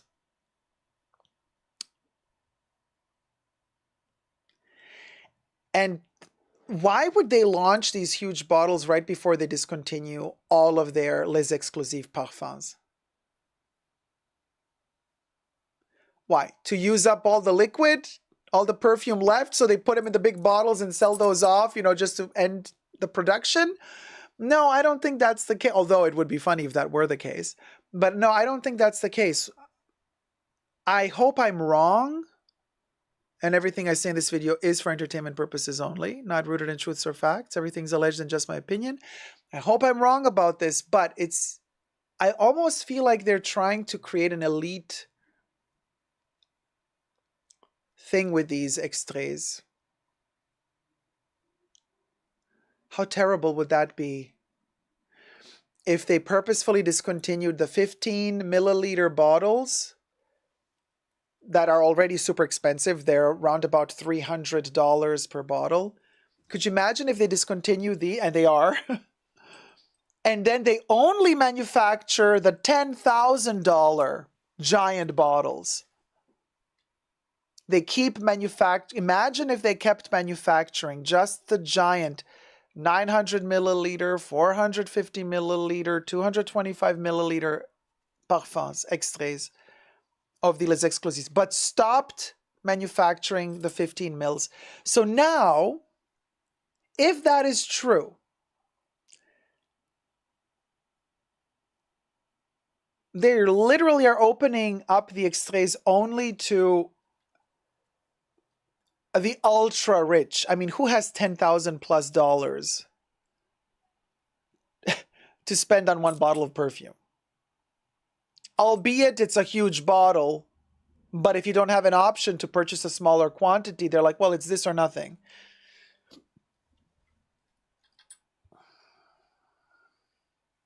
Kev is asking, how do you even use bottles that are that big? Usually they're collector pieces. Usually you don't use them. I mean, they're ginormous. It's almost 1 liter of product, and the stopper is huge, and you lift the stopper, you get like a drop the size of your eyeball. And like,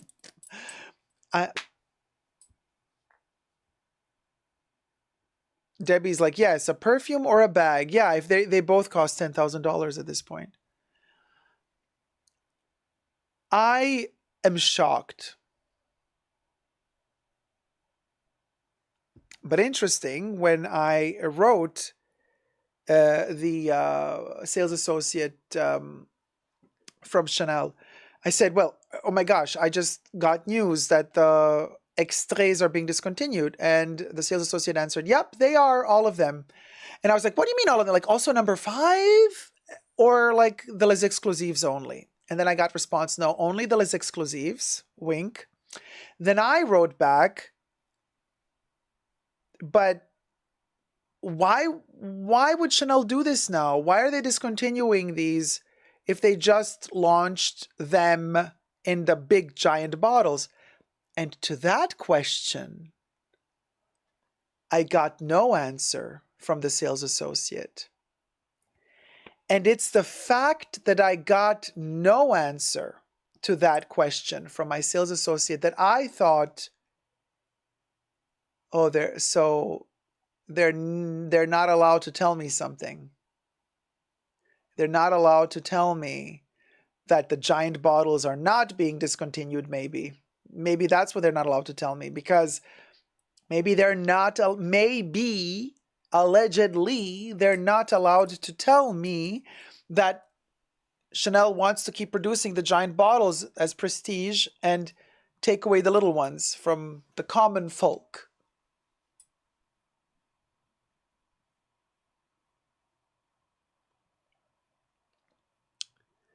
I am shook.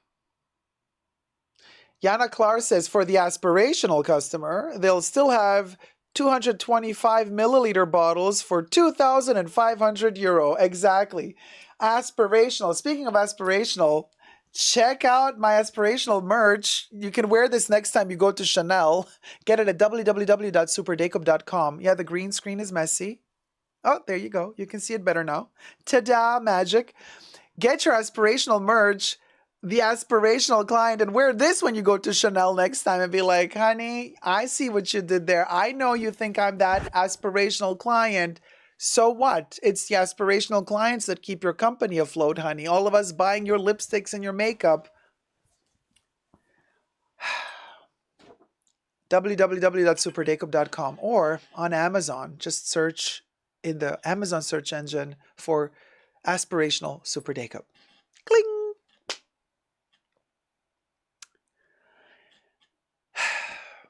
I'm just really sad because these were beautiful creations. These perfumes are amazing. And maybe they didn't sell. Maybe these little tiny extrait bottles didn't really sell that much, and they just thought to themselves, well, we're not going to make them anymore because nobody's buying them. But then if nobody's buying them, why are you manufacturing 1 liter ginormous bottles of this? It makes no sense. It makes no sense.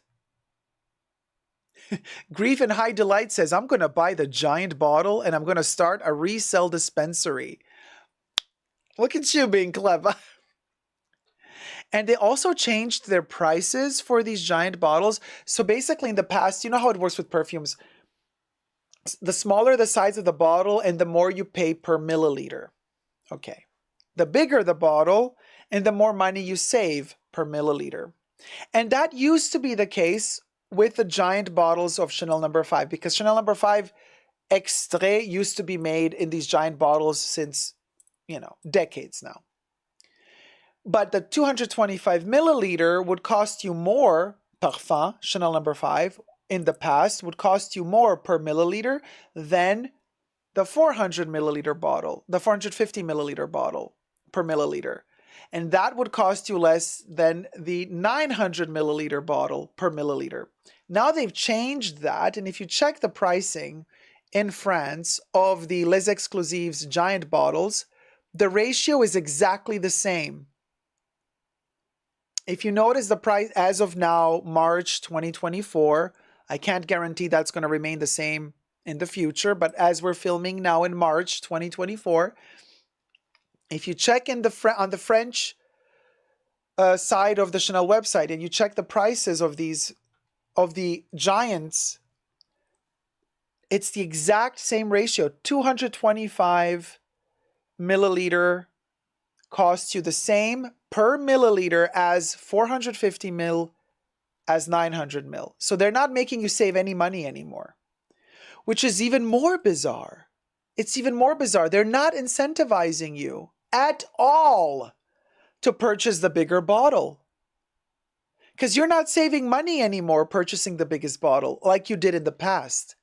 Now you're spending the same amount per milliliter. So might as well buy the smallest bottle because it's not more expensive per milliliter than the biggest bottle. Kev says, this level of greed is so transparent and ugly.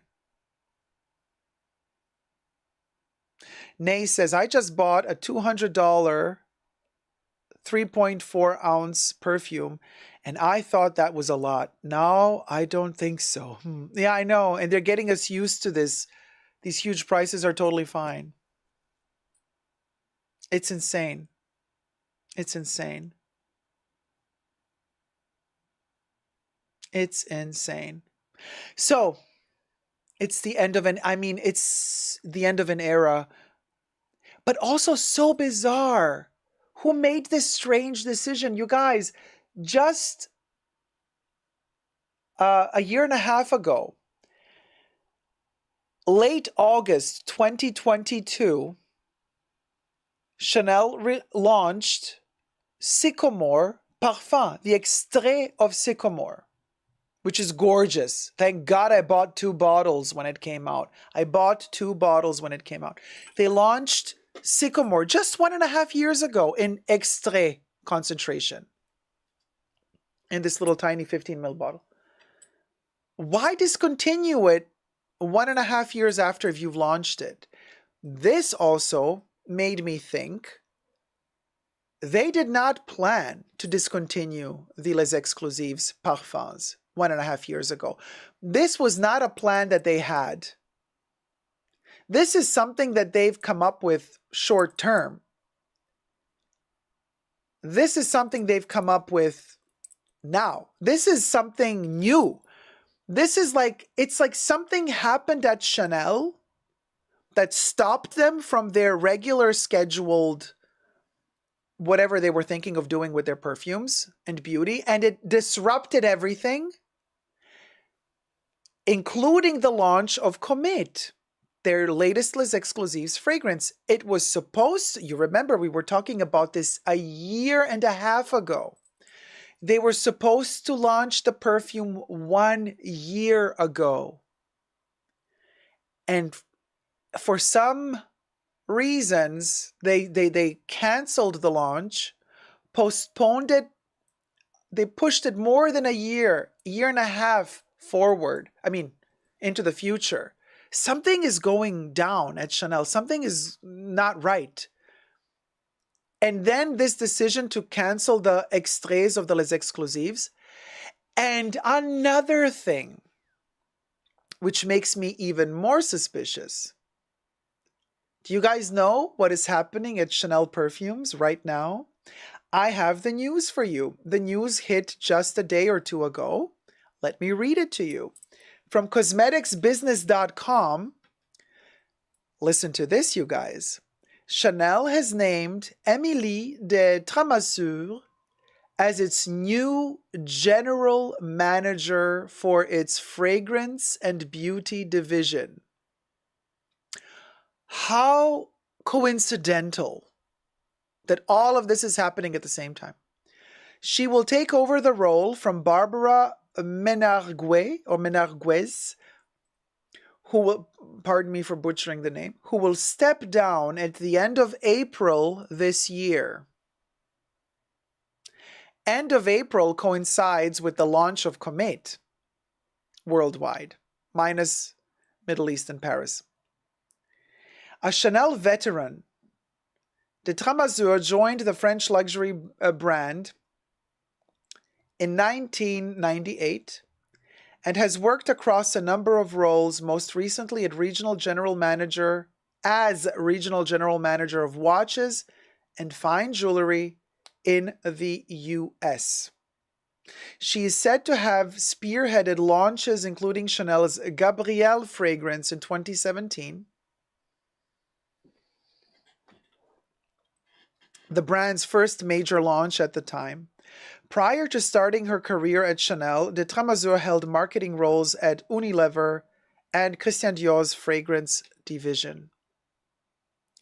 She will assume her role as general manager in September, with Molly Megasco, Chanel's head of digital in the US, taking over the role in the interim period after Menerguez steps down.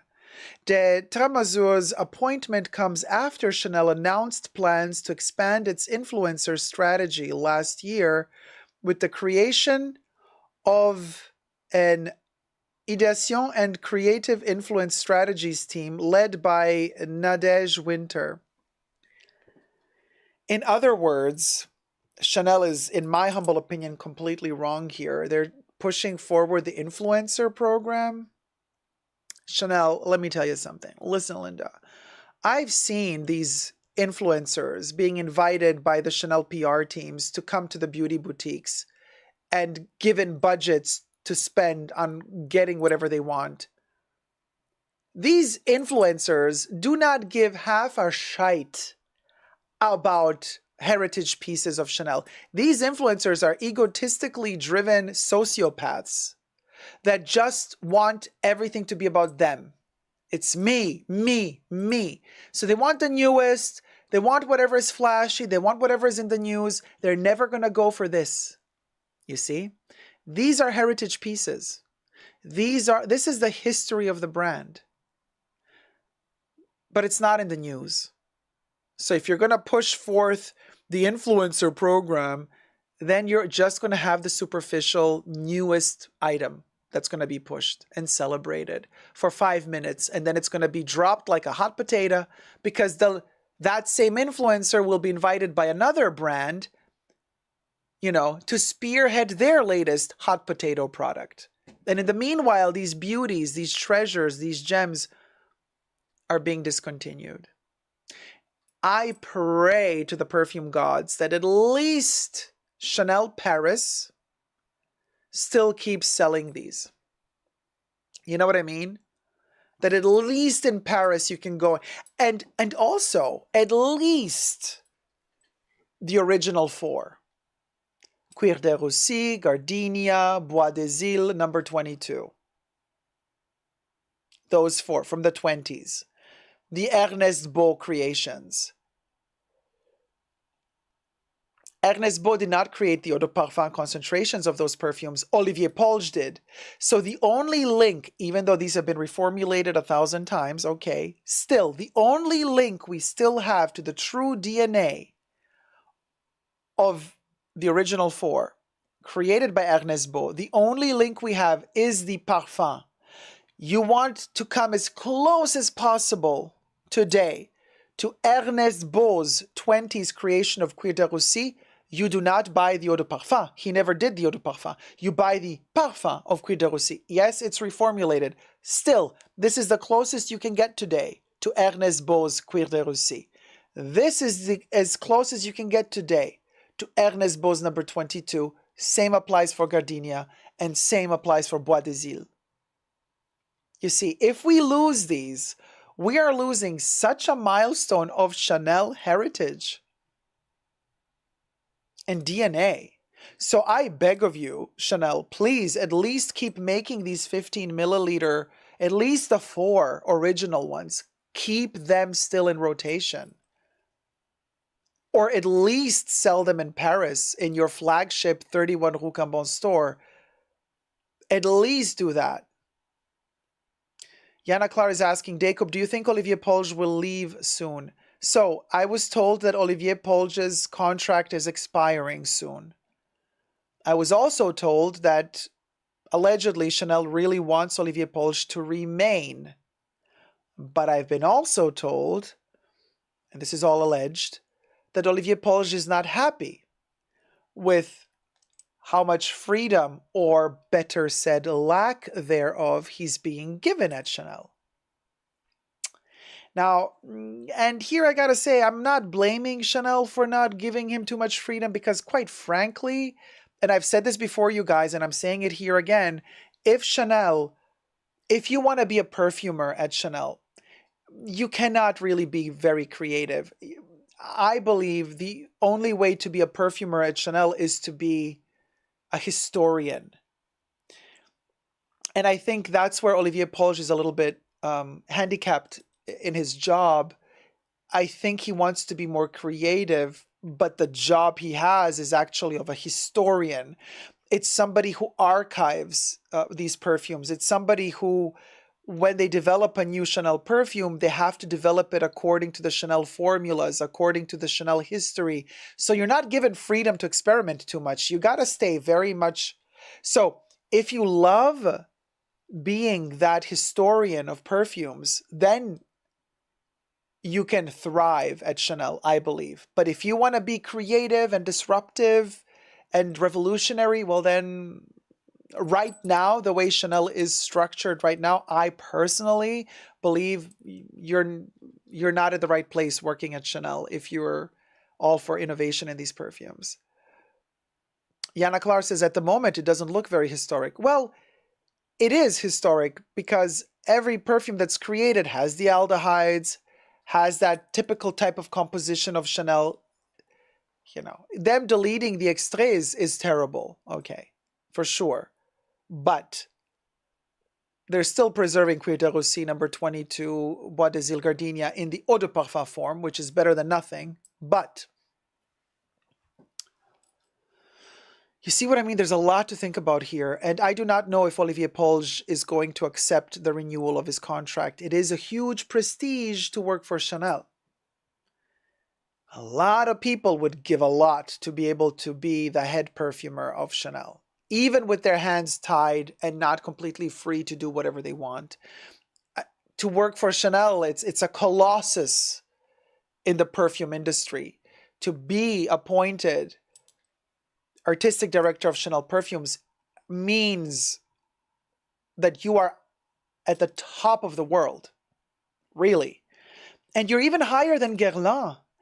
I know that Guerlain has a rich perfume history and tradition and heritage, but the problem is that Guerlain has been sold to LVMH.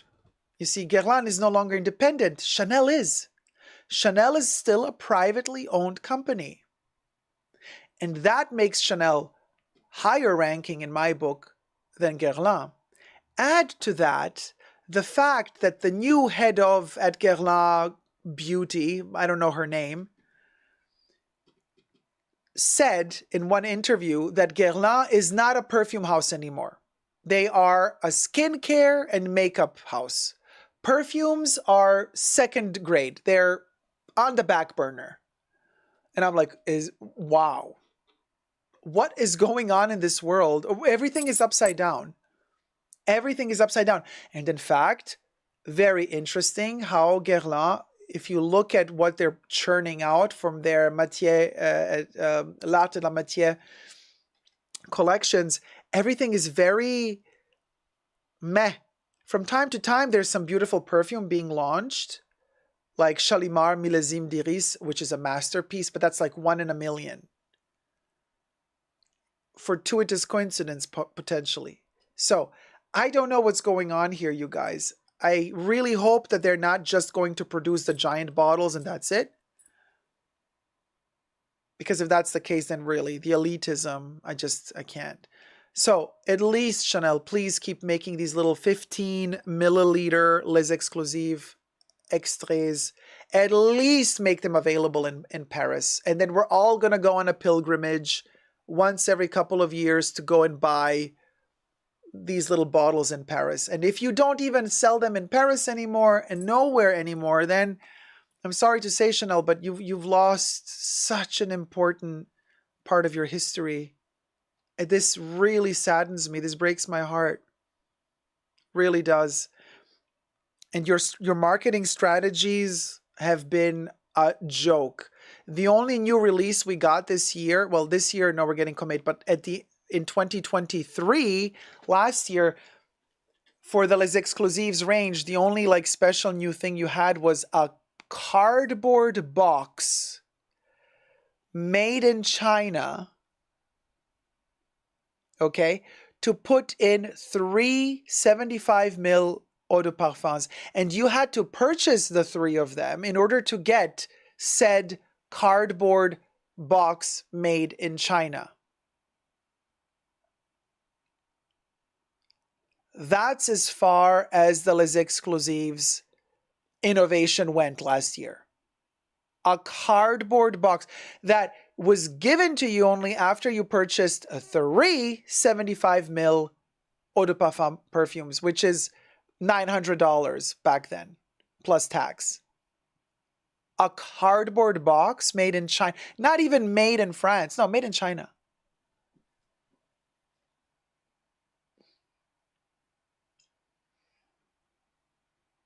This breaks my heart, really, because you know how much I love these perfumes, how much I love Chanel fragrances. This breaks my heart. Very disappointed. This is, this is worse than a price increase.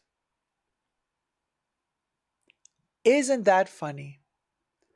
Just when we thought that Chanel could not sink any lower, we were thinking the worst they could do was to raise their prices several times a year. And then when the quality started going down, we thought that's the worst they can do. The worst they can do is lower the quality while the prices keep going up.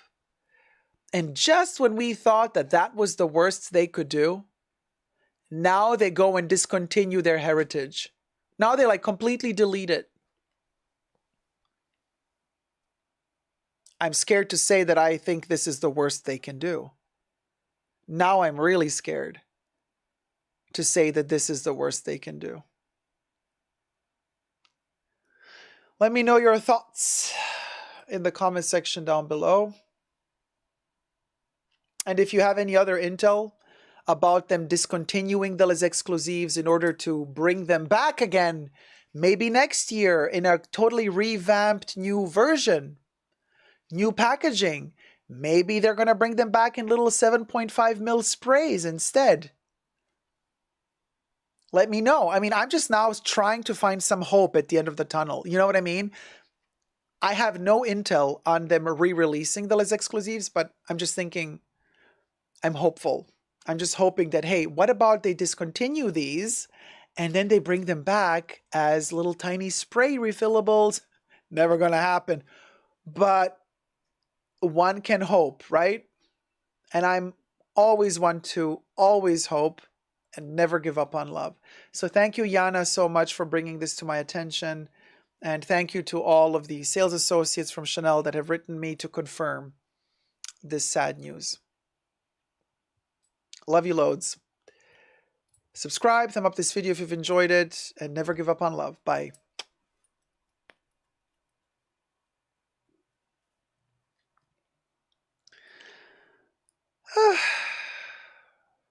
Oh, Amy, well, that's better than nothing. Don't complain. Amy's like, ugh, they sent me a crappy blue shimmery little pouch made in China in the mail as a present in January. The freebies are mostly all made in China. Oh, thank you for buying the organic tote, Anonymous.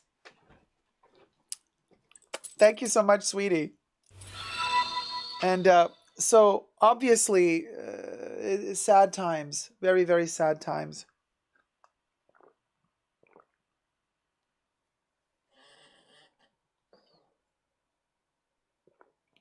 Hi, Louis. Louis says, oh, who died? We are sad. Jolie says, it was me. Oh, thank you, Jolie. Simple Opinion, for purchasing the tote. Thank you so much. Angela Y gifted 5 Super Dacob memberships. Nat was gifted a membership by Angela Y. Just Joe was gifted a membership by Angela Y. Kuro was gifted a membership by Angela Y. Shitsas was gifted a membership by Angela Y. Patricia Casey was gifted a membership by Angela Y. Thank you, Angela, for being so generous and gifting the memberships, and welcome to all the new Tier 1 members. You can start using your emojis right away. I always say it's better than a poke in the eye with a sharp stick, says Corey. Oriole Beagle says, you sound like all of the unhappy Star Wars and what was the other one? Disney fans. Yes. Just panic bought Bois de Zile and Gardenia parfums like 2 minutes ago. Can't handle this. Oh my God, Rach. Good for you that you found them. Rachel's like, sell everything, buy everything. Amy says, oh, Amy gifted 5 Super Dacob memberships. Amy, my love, thank you so much.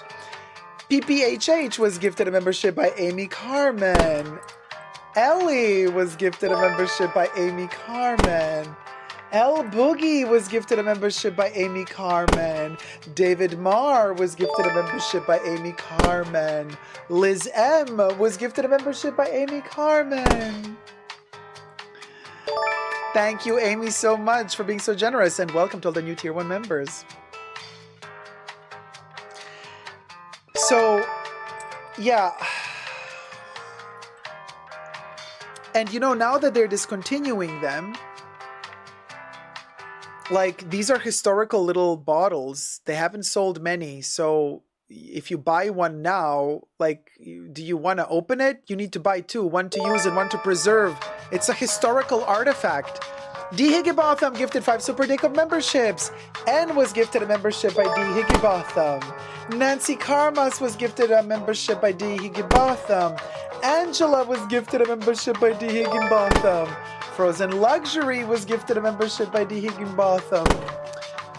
Daniela M was gifted a membership by D. Higginbotham. Thank you, D, for gifting the memberships. And welcome to all the new Tier 1 members. Start using your emojis, darling. Welcome, everybody. Oh, Joyful Remorse just gifted 5 Super Dacob memberships. 'Tis that time of the live stream. Joyful Remorse gifted 5 Super Dacob memberships. Corey K was gifted a membership by Joyful Remorse. Miss Jelly was gifted a membership by Joyful Remorse. The Renegade Realtor was gifted a membership by Joyful Remorse. Ophelia XOXO was gifted a membership by Joyful Remorse. Merch Helen was gifted a membership by Joyful Remorse. Thank you, Joyful Remorse, so much for being so generous. And welcome to all the new Tier 1 members. Start using your emojis.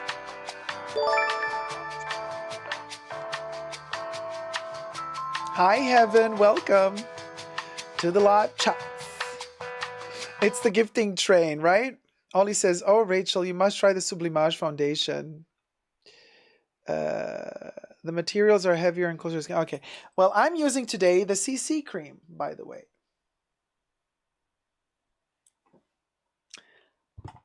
I skipped an Estee Lauder day and went for the CC cream instead. And let me add some powder because the CC cream is very oily. And I am very oily. And the two of us together are double oily. Teresa McGuire gifted 5 Super Dacob memberships. Hold on a second, Terry.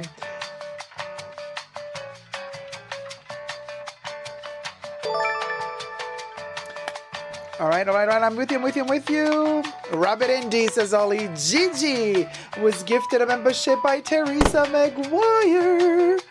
BJR was gifted a membership by Teresa McGuire.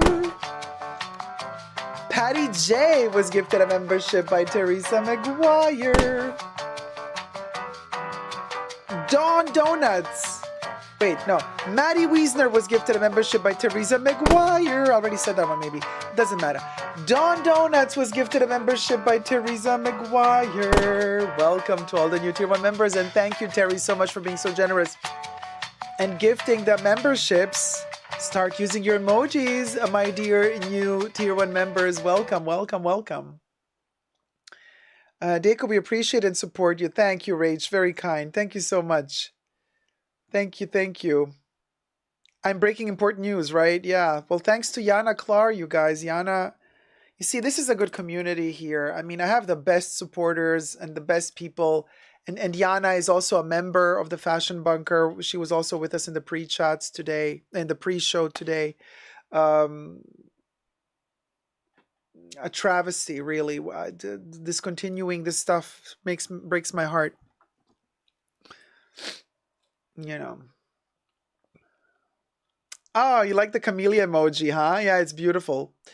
So I have one more thing to do. It's an unboxing. I know it's like super sad. Like, by the way, this purchase was made before I heard the news of the discontinuation of the Les Exclusives. And by the way, we've just had a price increase for their perfumes, like literally a couple of weeks ago.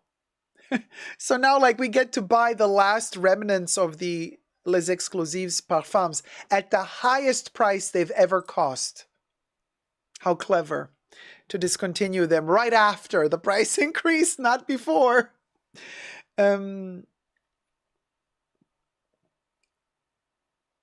Oh, Angela, I'm so sorry to hear that. Angela says, thank you for the gift. I was having a horrible day and you just made it much better. Oh, I hope you're feeling better soon, Angie. Oh, the Renegade Realtor. Thank you so much. Gifted 5 Super Dacob memberships. Paige D was gifted a membership by the Renegade Realtor. Deborah T was gifted a membership by the Renegade Realtor. Leah was gifted a membership by the Renegade Realtor. Cecilia Brown was gifted a membership by the Renegade Realtor. Mantis was gifted a membership by the Renegade Realtor. Thank you, Renegade Realtor, for the generous gifting suite. And welcome to all the new Tier 1 members. Start using your emojis. Oh man, Renegade Realtor just got off work and heard the bad news. Oh man, the bad news, yeah. Oh, Pipi Lamois says, Chanel is a see you next Tuesday. Right? Oh, thank you. The Renegade Realtor said, I had an awesome time at today's pre-show. Thanks, everyone. Oh man, thank you so much. Although I know, I'm sorry, in the pre-show, I began the pre-show, I had to vent. I began the pre-show with a lot of drama, okay, which we're not going to touch base on here. I just needed to get off my chest, and I know you guys are my people, so what happens in the pre-show stays in the pre-show. Kev, we're still not close to a new emoji because when I was sick and I didn't live stream for 3 weeks, we lost a ton of members, so no. Unfortunately, we're not close to a new emoji. La Jota says, I was at Chanel today and I was asking for a necklace and literally they could not care about me. I was chasing the workers and they didn't want to help me. Maybe because I was wearing a Target bag. I don't know, Louis. It's a hit and miss with these people. It depends what sales associate you encounter. Anyway, I'm going to do this Chanel unboxing now because I guess it's an unhealthy relationship at this point. When has it been healthy? But guilty pleasure, but also lately, every time we have an unboxing, it usually happens after there's like some really terrible news. So it kind of sours the unboxing. But I don't know. I never give up on love and I'm always hopeful and beautiful objects always tickle my pickle. And I just, there's this, I see stuff on the runway and then it takes me 6 months to process it. And then, because the fashion shows are doing Fashion Week and then 6 months later they hit the stores. And, Claudia says, Dacob, I was invited to a private beauty class à la Française introducing a new generation of clean skincare. Oh, fabulous, darling. Bougie. Bougie. Yes, Evian, the pre-show today was Tier 2 members and Tier 2 patrons only. Yes. The Tier 1 members and patrons pre-show is the first Saturday of the month, where also Tier 2 members, of course, Tier 2 members have access always, and Tier 2 patrons as well. But the pre-show opens up to also Tier 1 members and patrons the first Saturday of the month. And then all the other Saturdays are Tier 2 patrons and members exclusive. Trina says, take a deep breath and enjoy the beauty of the unboxing. It will make everyone feel better. This is beautiful. It's historic. It's a little haul moment. And speaking of camellias, you were talking about camellias earlier. Let's film this.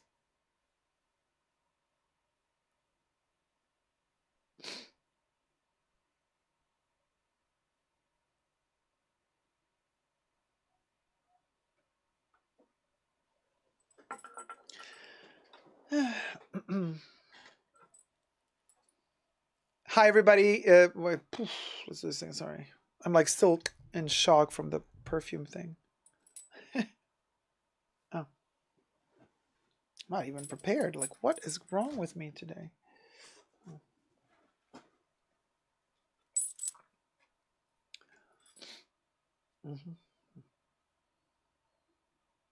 Hi, everybody. Dacob here. Welcome back to the Fashion Bunker. Today, we have a little unboxing to do, and very special, you know. I see the fashion show, the Chanel fashion show, and then I know that 6 months later, after the fashion week, the collection is going to hit Chanel boutiques. So I pre-order the pieces that I love. I talk to the sales associates. I ask them what is going to come, what is not going to come. Sometimes I let a piece go and I don't pre-order it, and then it sits there in the boutique and just waits for me. And I snatch it up when the moment is right, when the moment is ripe. Boy, do we love a camellia, don't we? Even though they're now made in paper. Chanel is really cutting corners wherever they can. Anyway, before we get to the unboxing, subscribe to my channel. Push the join button next to the subscription button. Become a member today. Gain access to extra perks. You can also join me on Patreon. Super Dacob all spelled together as well for extra perks. Thank you to my members and patrons who have already pledged. This video is being filmed live in front of a live virtual audience. I live stream several times a week. Come join the fun. Come join the chats. Hello, co-chatters. Everything I say in this video is for entertainment purposes only. Not rooted in truths or facts. Everything's alleged and just my opinion. I love the camellias in the chat. Yes, that you're my people. Flooded fam. So,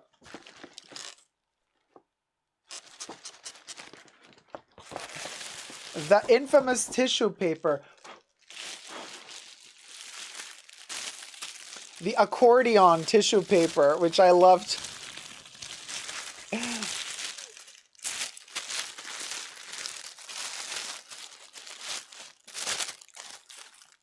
Hi, it's my bow. Don't you love it? Very 80s. Because we are living in a material world. Okay. Anyway, very material. You can say that again. Now, where do we begin? Let's begin. It's a haul, okay? There's not just one unboxing.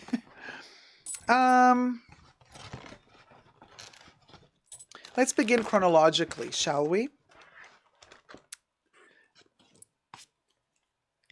The first piece. Another camellia. Oh, don't we love it? Hold on. Let's flip it this way. And let's do a screenshot. Okay.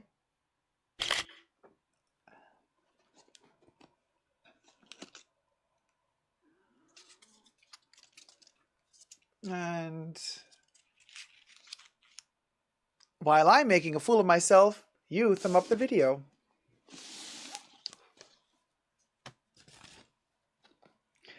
Oh, don't we love a camellia? I've been just playing the Chance video game.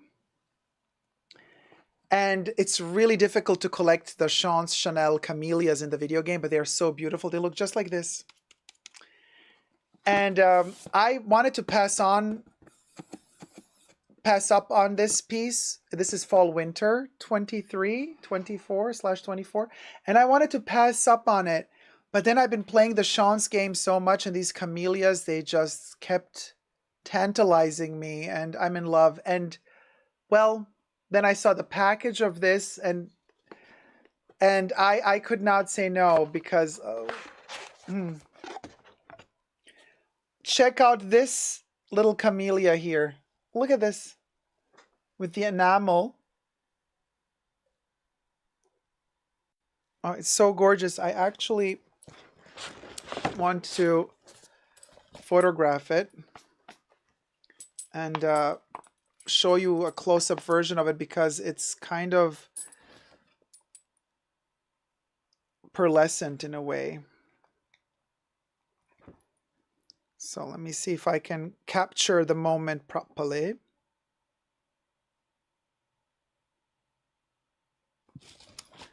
And let's hope the green screen is not going to mess it up. Oh, there you have it. Let me zoom it in.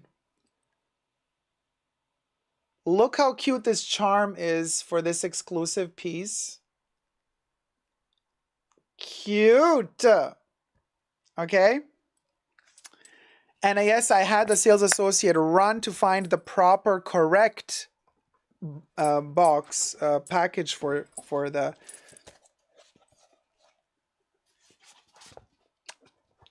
these little beauties. I mean, hello. This is the boutique exclusive fall winter 2023 Camellia big round sunnies. They also have a tighter version, which coincidentally Mariah Carey wore.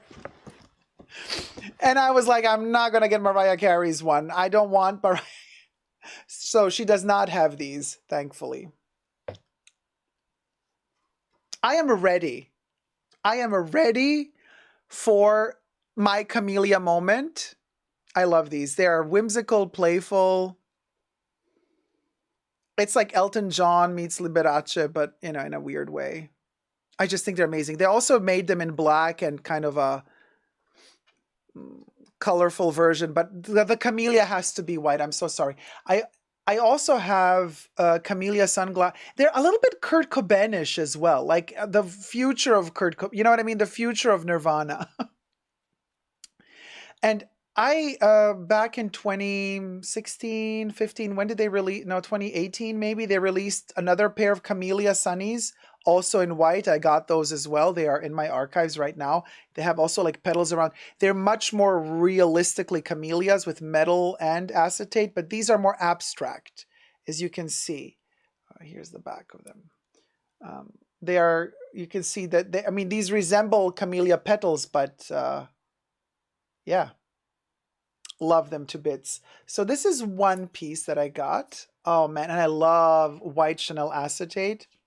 Interesting to note that the double C's here are not painted or etched in, but they are extra pieces. So this acetate is glossy, but the double C's are mattified acetate that is placed inside of a laser cut double C in surface, okay? That they were placed into. Fabulous, isn't it? Adorable. So we got those. These were waiting for me. It was the last pair left in the store, so we'll go. You know, and online they're sold out, so I was like, okay, this is my last chance to get them. I have been eyeing them, but I was not so sure. So there you go. And they also have a faded lens, so they go from darker to lighter tone. Next. Okay, these have been wanted. Okay. So, let's do another photo moment.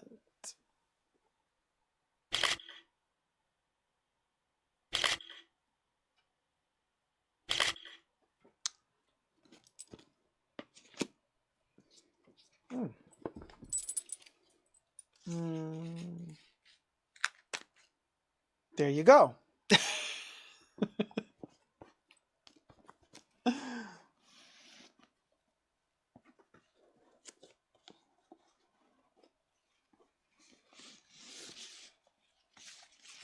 Okay, now this is important historically speaking because this particular model references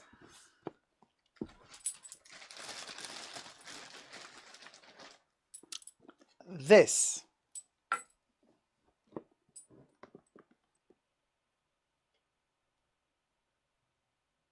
IYKYK. Look at this glossy box. Look at this new box. Well, I can do it like this. Hold on.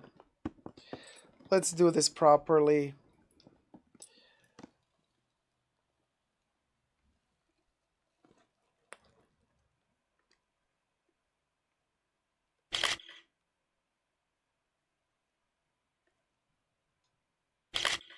No, it's not focused yet. Oh God. Okay, no. Whew. Gonna have to retouch the dust. So 1992 fall winter.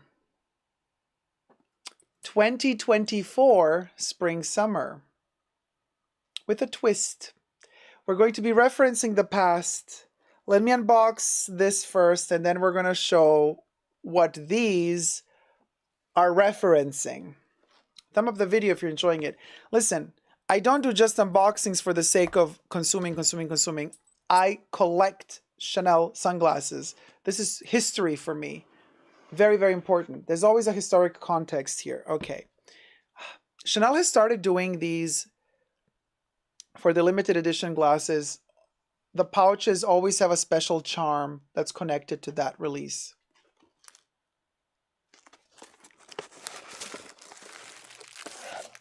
Well, well, well. First, let's observe what we have here. Look at this little double C as a chain.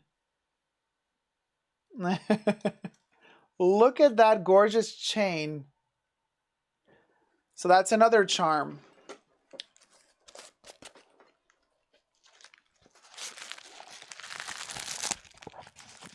And they've wrapped this just like a bag, just like the chains of a bag. Oh, cha.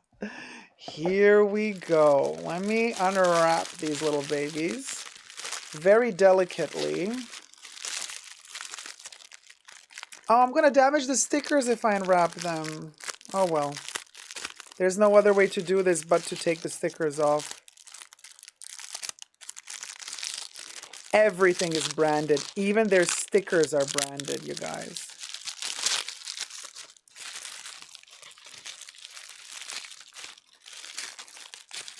Okay. Now, let me tell you a story, a little story time. So I went to the boutique because I called for these. And so they were waiting for me. And there are two versions available. The sunglass version and this. These are also sunglasses, by the way. They're blue tinted. You can wear them indoors. And so I wanted the transparent ones, not the other ones, okay? Hold on a second. I'm already messing them up.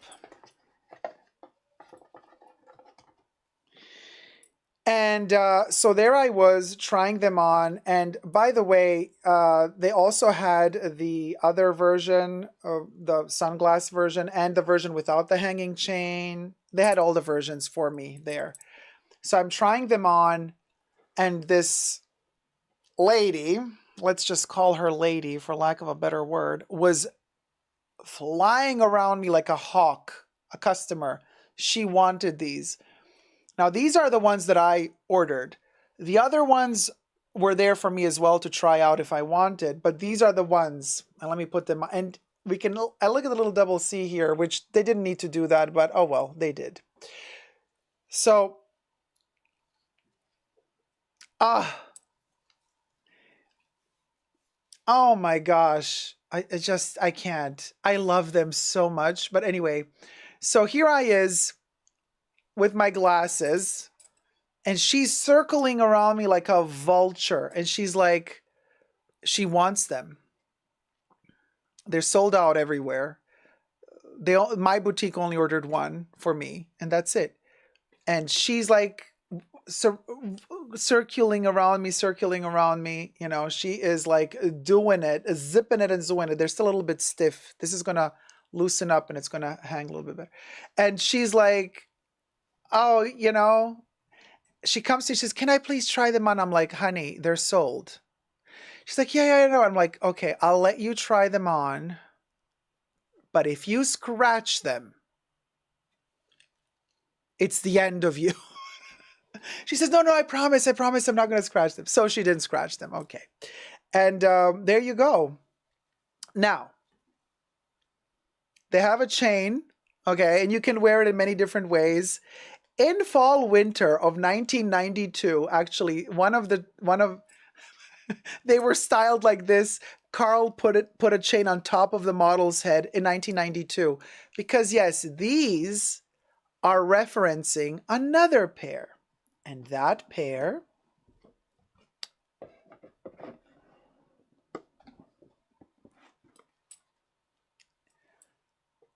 the holy grail of Chanel sunglasses, okay? And you've seen me wear these many times while I was traveling to the top of a mountain.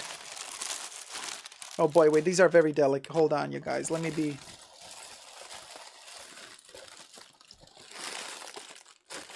These are very, very important and need to be treated with the utmost delicacy.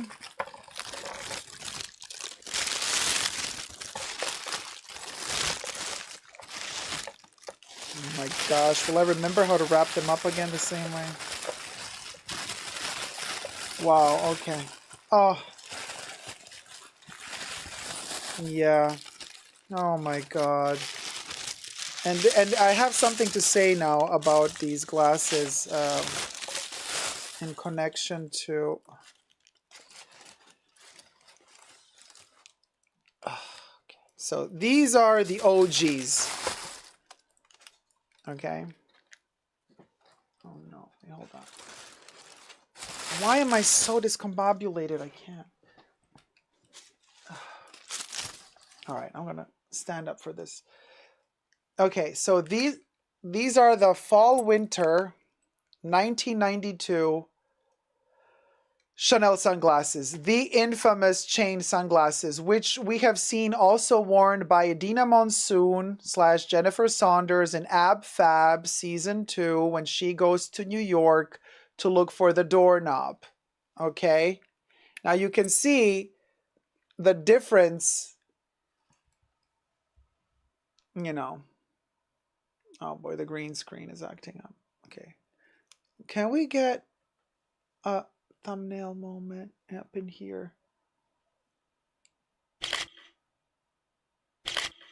So you can see how thicker the chain was than it is now.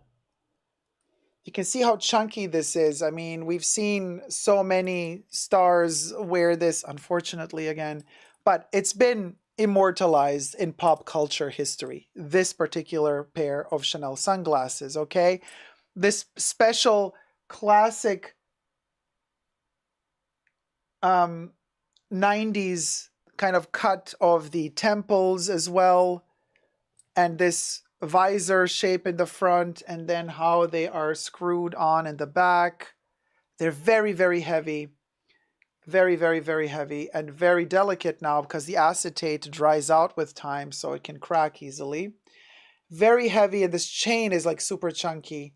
Now, Chanel is trying to, and I repeat, there is also a sunglass version of these, but that's why I did not want the sunglass version because I already have. I wanted the future evolution, right? These are also have a little blue tint to them. They are sunglasses, but you can wear them indoors, which I love. Now, I feel like Chanel tried to make these a little bit more, to try to make these more elegant because they made the chain a little bit thinner. They added little double C here. The temples are tiny. Everything is like a little bit more like anally retentive. You know what I mean? Like a bougie librarian that is like, we'll go. But truth be told, it's the chunky chain. It's the 90s cut, the straight top of the glasses, the temples. This is the original. This is where you feel like everything fits in place the way it should. These are a little bit of a, you know, technically these are better made than these. Because, for example, in this case, the chain is literally a circle. And so the leather is intertwined through all of the links of the chain, even here at the edge. You see how the leather continues through here? and then it just kind of hangs down and it creates this fold, okay, on both sides. Hold on, this one. And obviously we are trying to, there you go. Okay, it was flipped there. But so you see what I mean? This is how it goes. So it's a very simple structure, and then it's screwed in the back, very heavy. Now the new model has a more complex system because this leather ends here and here. Then there's a naked link, and then from that link begins the falling chain, and the new leather begins. So you don't have the folded leather here anymore. So they've upped the technique. There's a more, they're more user-friendly now. And the fact that the chain is slimmer makes them lighter, so they're not that heavy. So they're not so front heavy. They don't kind of keep falling off of you the second you put your head down. So there's that. They've added this kind of logo here, so to make it even more complex to make, you know, so this chain is a little bit more complicated to make than the other chain was, but we've lost that edge, that 90s, early 90s edginess that we've had with this model. I mean, these are so iconic, right? They're unforgettable. You know, but what I kind of like is for years we've been wanting these to come back, and now Chanel brings them back, but Chanel makes them more conservative. You know what I mean? Chanel makes these glasses more... And well, for me, being a Chanel collector, particularly of their eyewear, and in some way, shape, or form, a Chanel self-proclaimed Chanel historian, these are really important to me because this is the first time in Chanel's brand history that they are referencing the most iconic Chanel sunglasses that we know, which are the chain sunglasses. So for them to revisit the chain sunglasses by creating an updated version of them, and not just that, but creating two versions, one with darkened glasses and one with these transparent ones, for me that was an update enough to warrant a purchase. And so, and I kind of really like this just hanging in the front. I don't know why. I just like it hanging in the front. But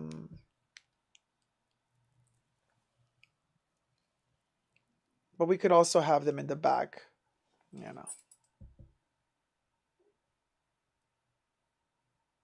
What do you guys think? Terry says, I love them. I want to pass so badly.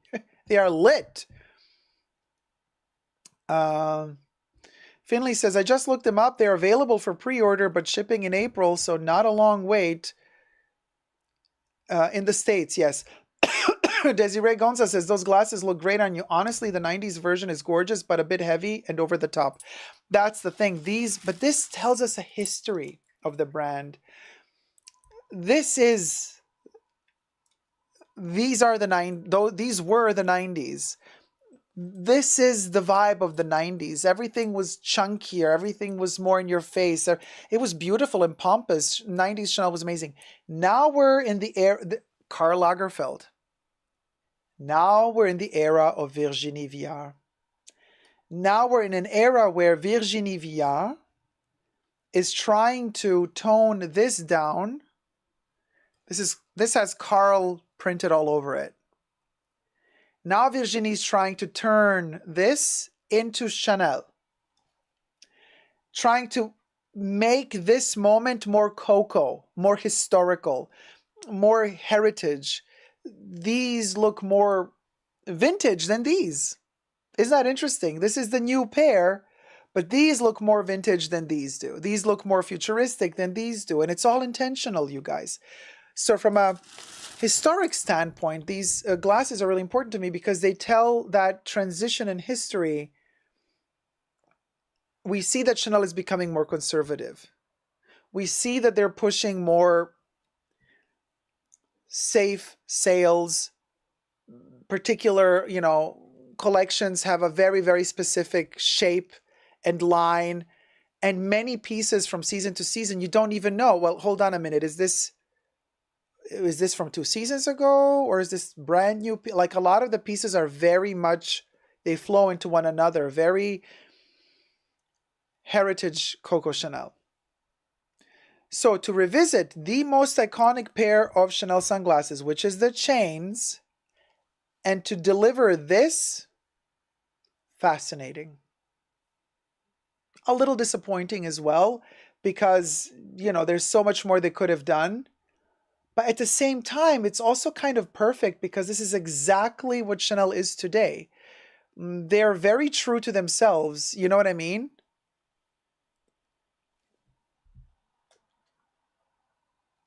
They're very true to themselves. This is very much Virginie. And this is very much her way of seeing Chanel. Heaven says they're perfect. These are wonderful, says Finley. The bags are meh. Well, the bags, who cares? But it's the glasses for me. Very fascinating. Now, these also come in a slightly tighter version with a little bit of a roundedness at the bottom. And I can show you from the Chanel website the picture.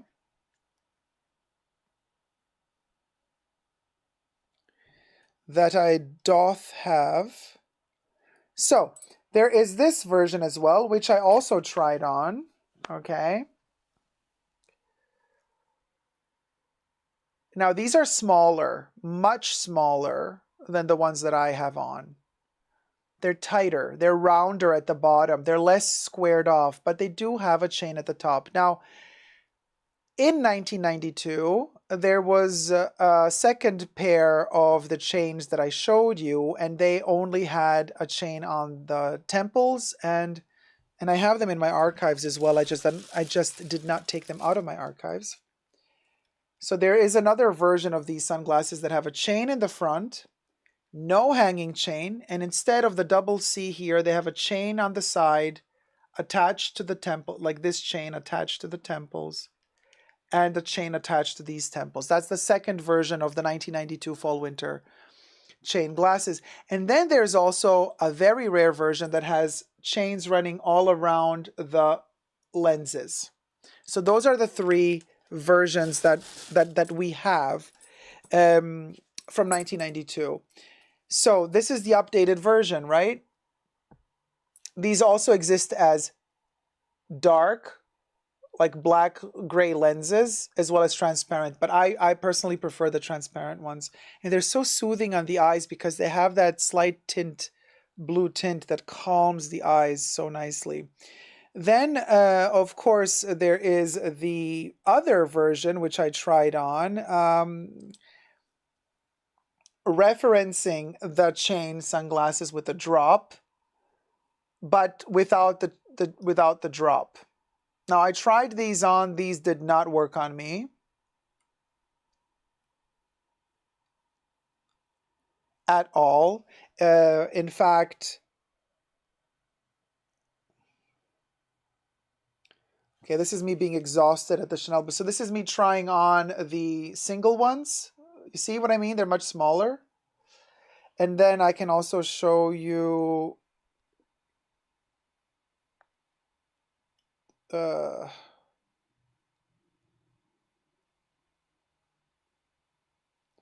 wait, do I have another picture of these?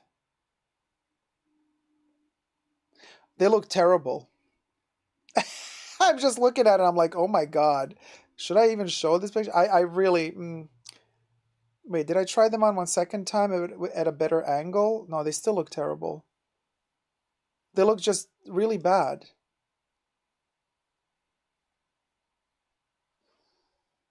You see what I mean? Not liking the way these look. So those are the three pairs that they had. With and without sunglasses, the two, and then that one with a straight line on top, it was just as sunglasses without the transparent lenses. So I'm curious to see if, like, let's say the Chanel brand continues to flourish, which it probably will. It's probably going to outlive all of us. What happens with a new artistic director in the future, like somebody who revisits this?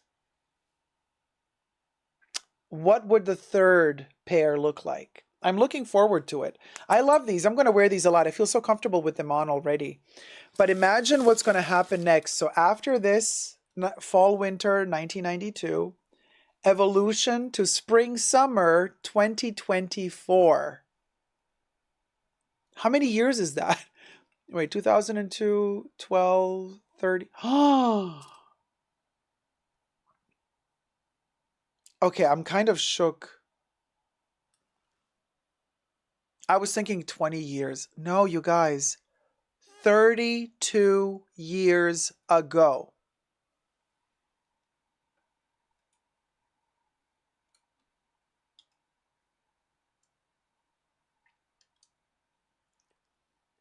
These are 32 years old.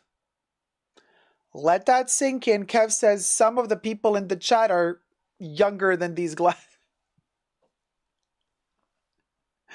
Insane. Insane. Jordan says they are as old as me, says Jordan in the chat. Older than me, says Ed. If you want to see me wearing these, you go check out my review of these. I'm not going to put them on now. They're way too fragile and I have makeup on, and to clean these up, I do have me wearing them in several videos and on photos, including my Dacob Chanel fan page on Instagram, Dacob CC. Go check me out there. So I will be posting a photo of me with these as well as this version with the chain on the side. So I mean, it's insane. 32 years ago is the original version, and now we have these 32 years later. And of course, what you can do is when you close them, and hold on. As we're closing them, let me also clean them off of the makeup. So,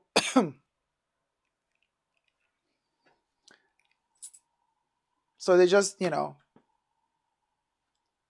they hang like this. Isn't that fabulous?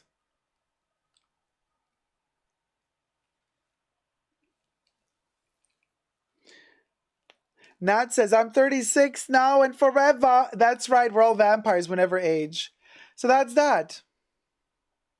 VSense asks, won't the chains scratch the lens in the case? Yes, that's why you have to always roll the chain separately in a tissue. Kev is asking, can you rehydrate the acetate? Yeah, I'm not so sure. It depends on the quality of the acetate, and it also depends on who made the acetate, and also depends on who you ask about rehydrating the acetate. There you have it. A little bit of Chanel history, yet again. Not just some old unboxing, but a little bit of educational content in there as well. At least a smidge, hopefully.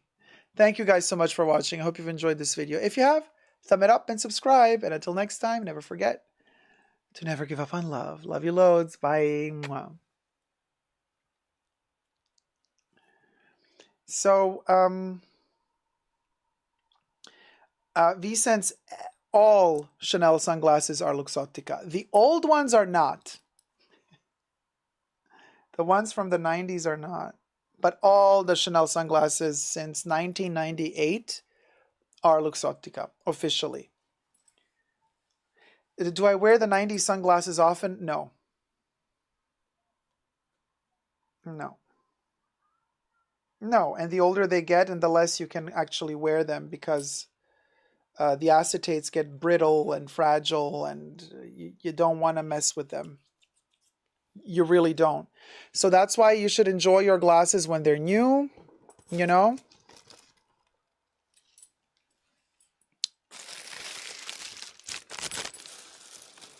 Let me wrap these little babies. Oh my gosh, okay.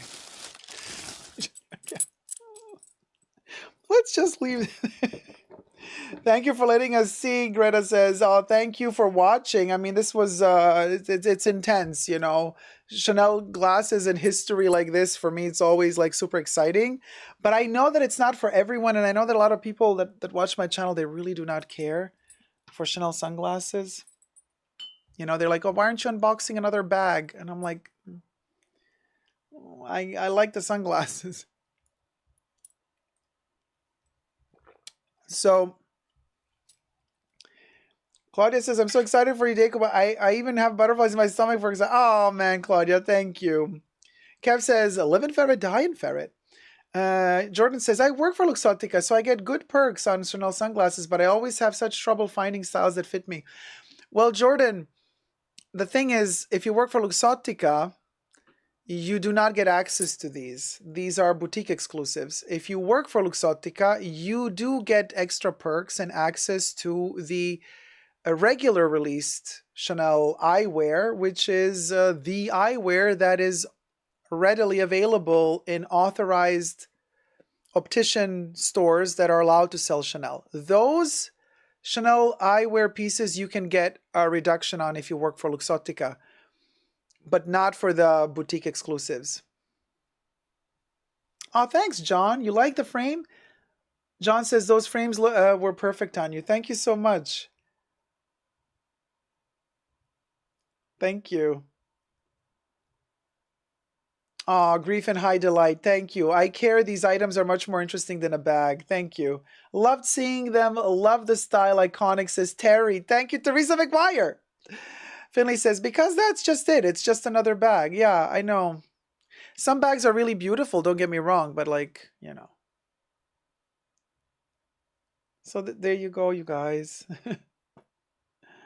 Corey says, if all you did was a box bags, I'd be so bored. Nat says Tanner Leatherstein just threw a major shade on Chanel for price increases. And he threw shade at them just now for their price increases? I mean, he could have done it years ago.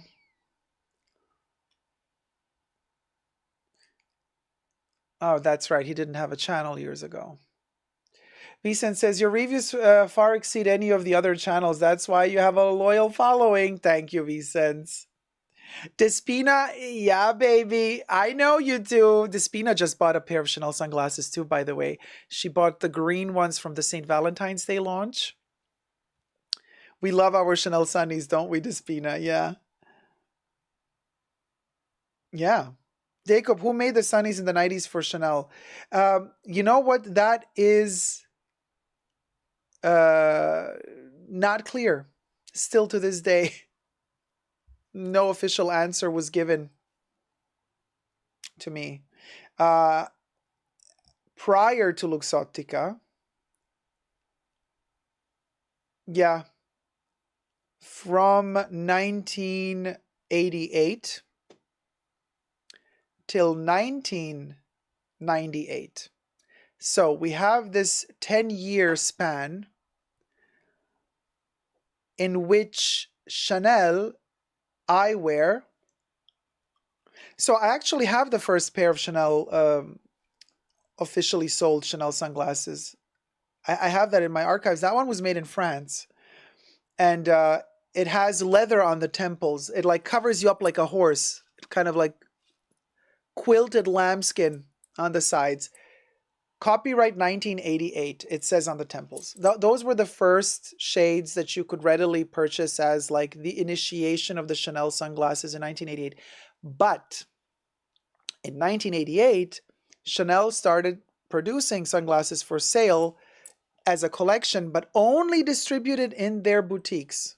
And in 1988, there was like, I don't know, 10, 20 boutiques worldwide. It was very, very, very, very small Chanel. So from 1988 to 1998, 10 years of the best times of Chanel, the 90s. Also, some of the best sunglasses were made in the 90s. All of those were only available for purchase in Chanel boutiques. Very limited. Then in 1998, Luxottica takes over because Chanel decided to go to enter opticians stores. So Chanel partnered with Luxottica and decided to give opticians worldwide a license. They were very strict about who they gave a license to. And then opticians started selling Chanel sunglasses and Chanel ophthalmic glasses as well. But Chanel made a distinction between their boutique exclusives and their regular released items, which is what Jordan has access to with his sale, because he works for Luxottica. He can get that regular release. Then, relatively soon after that, they realized that they've expanded too soon, too fast, typical Chanel style. They started taking away from the opticians the licenses because they did not want to flood the market. Classic, what they always do. So they started taking away a lot of the licenses away, to limit the distribution. Today, there are still a lot of opticians who are allowed to sell Chanel, but not as many as there used to be. Those opticians are not allowed to sell the runway pieces. The ones I've showed you today are runway pieces or boutique exclusives.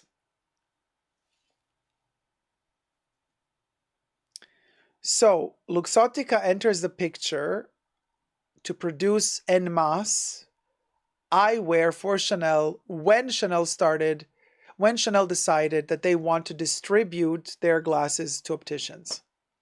Prior to that moment, distribution was only in-house. And because it was only in-house, we don't really have any information. It was a private deal they had with some factory to produce their sunglasses.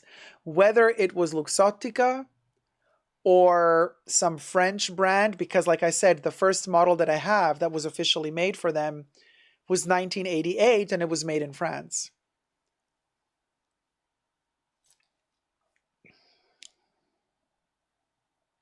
Vicens, you wonder who makes Hermes glasses. They do not have glasses, so nobody makes. Evian says, that's true. I bought my first Chanel early 2000s, and today you can barely find any opticians selling any Chanel. Yeah.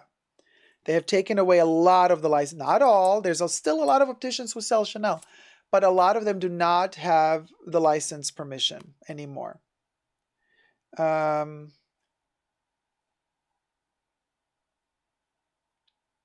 So, because the distribution of Chanel eyewear from 1988 to 1998 was in-house, you see, and a lot of those sunglasses were very, very special. They had very intricate, futuristic, experimental shapes and forms. I actually have here.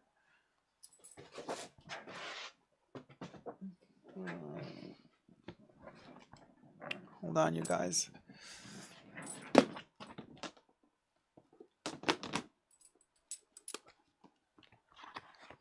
From my archives, special piece from the 90s, also from the 90s, early 90s.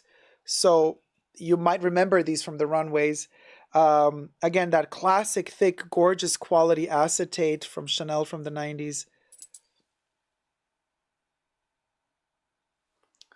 These were on the runway as well. They do have on the lens. Chanel was one of the first to start printing on lenses. Oh, wait. They started printing text on lenses, and they printed Chanel Paris on their lenses. And then we have this gorgeous, chunky metal double C in yellow, deep yellow gold on one temple, deep yellow gold on the other.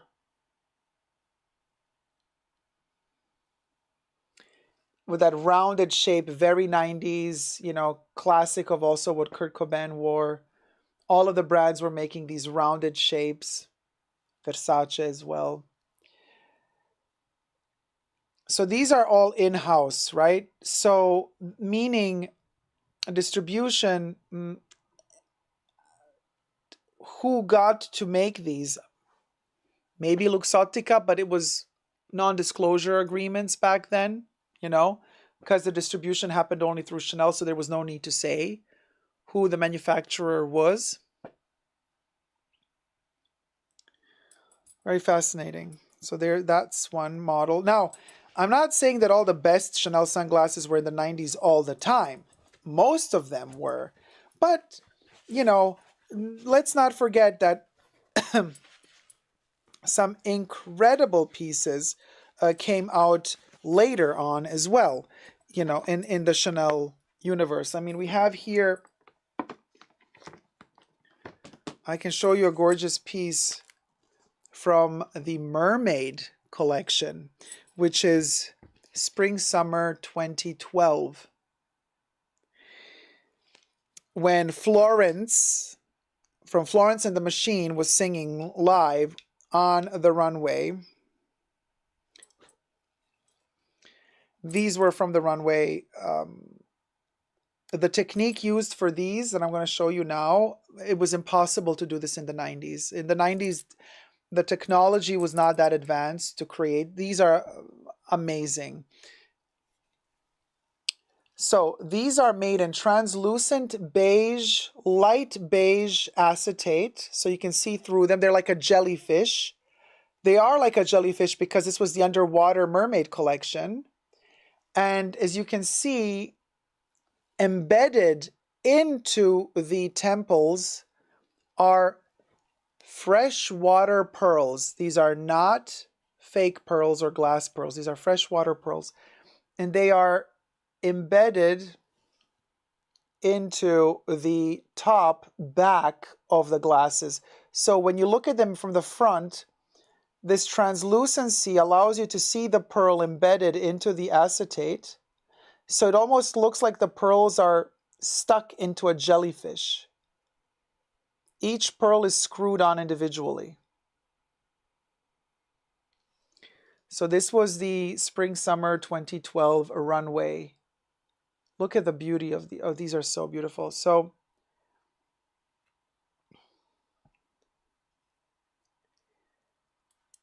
this was not possible in the 90s. So you see, we also have these beautiful experiments happening later on after Luxottica took over. And it's a bit of a shame when people throw shade at Luxottica and say Luxottica just does mass-produced, you know, everything is cheapened, everything, blah, blah, blah. Yeah, they do a lot of that, you know, with their Ray-Bans and Oakley. But for the runway pieces, they deliver special work. Jeno says, right on the mermaid underwater theme, right? Maybe I can take a photo of these so you can see the close-up of the little tiny, you can see how they were manually inserted. Every pearl has a little metal screw that's embedded into the acetate. You have to do this by hand. You cannot do this with a machine.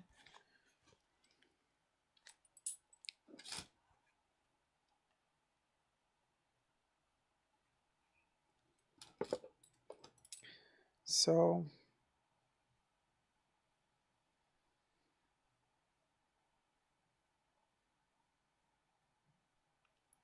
they're so gorgeous. Okay.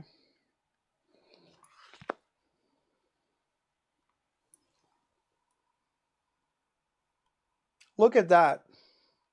So the acetate on the top of the bridge, it's hollowed out. It has these little ridges, right? They were made so that you can place a pearl in each one of them. And then the pearl is placed in with these little tiny metal screws. Steph says, wow, those aren't popping off anytime soon. No, they're not popping off anytime soon. So Kev is asking, what are my top 3 Chanel sunglasses of all time? Well, these are one of them. It has to be this colorway. They've re-released these later on in black and other shapes. No, I'm saying these, the translucent light beige with the freshwater pearls. If you look at what Chanel did last cruise collection, they released a different shape with pearls on top. Read the description. Those pearls are not freshwater pearls. Those pearls are glass pearls. These are freshwater pearls. And the reason why they're in the back, this is super clever. The reason why these pearls is, you can see they're not in the front. You see, in the front, they look like teeth almost. It's so bizarre. The pearls are actually in the back of the glasses. And that's because when you wear them, the pearls reflect light in such a soft way so that above your eyes, you have a feeling like there's this soft cloud of translucency above you. Oh, Little Lucha, thank you so much. Donated $10. So happy to catch you live today. I just bought the most expensive pair of sunglasses of my life, haha, but couldn't resist them. They're the Chanel black ones with the black beaded necklace that has champagne gold tassels with CCs dangling at each end. Oh, nice. I know those as well. Those are beautiful. Congratulations. Lovely. Hold on. Oh my gosh. I blocked my own crop. Hermes is buried underneath Chanel. Let it Luce got Chanel sunglasses. Da da da ba. We love that. Bum bum. Hit it, Bubbles. Fabulous. Thank you, sweetie. The way they reflect light into your eyes is so soothing. It makes you feel like you're floating on a cloud. It's amazing. They give you this weird feeling as if you were a jellyfish floating in water. Because of the way the pearls bounce light off into your eyes. These are really something else. So these are definitely on my list. Another one on my list. Another masterpiece that would not have been possible in the 90s, I believe.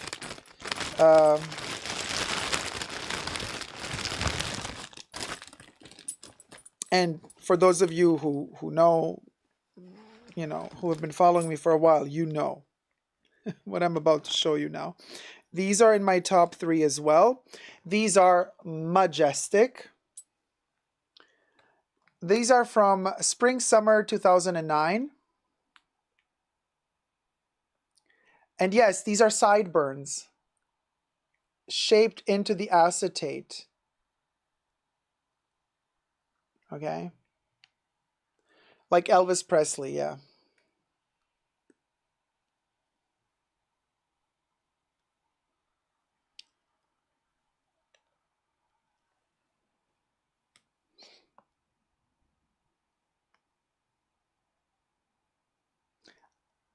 Now,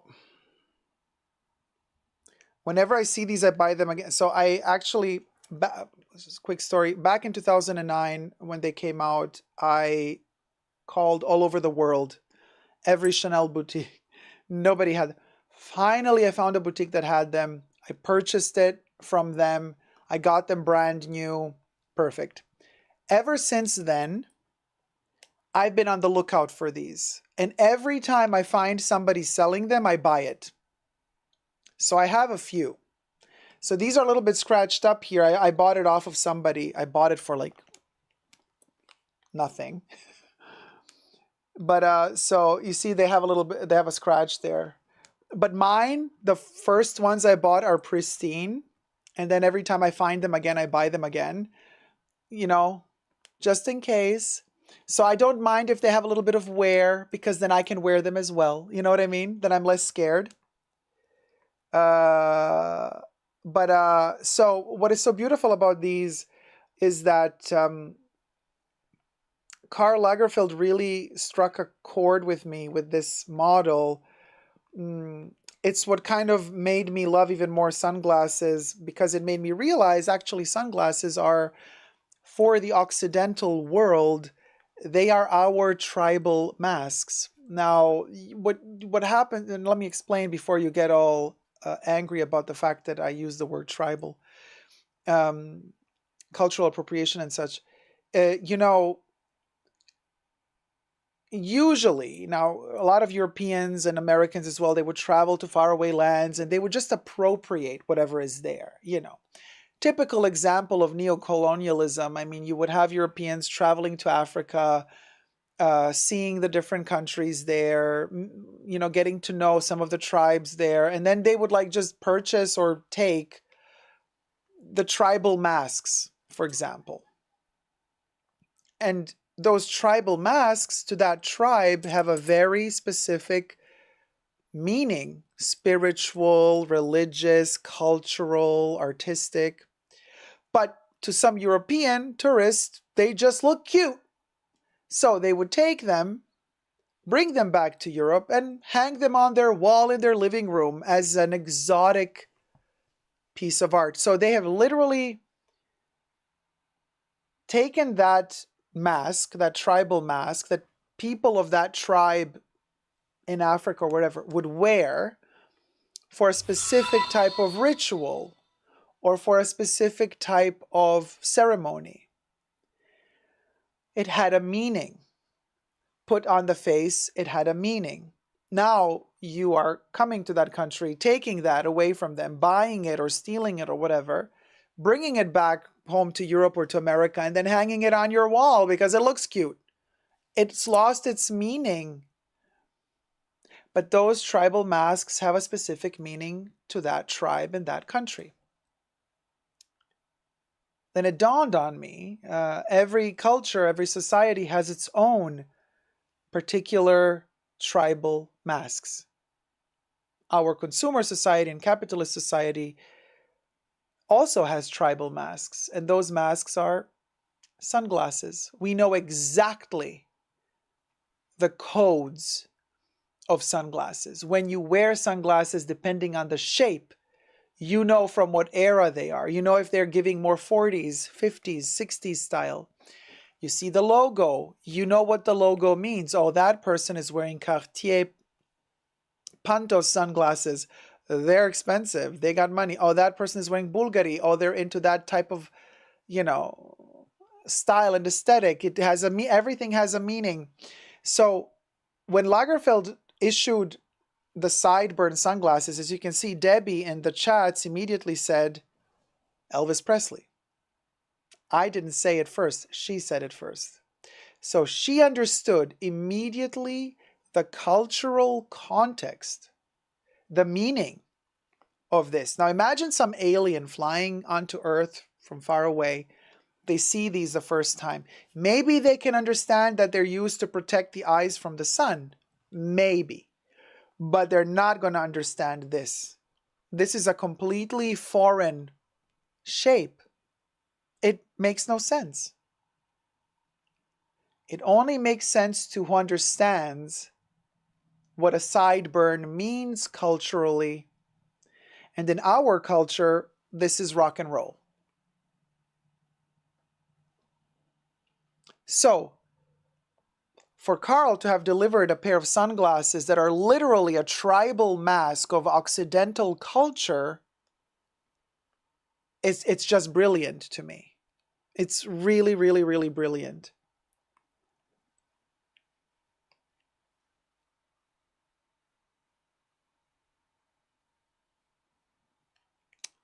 So these are my number 2, Kev. And my number 3,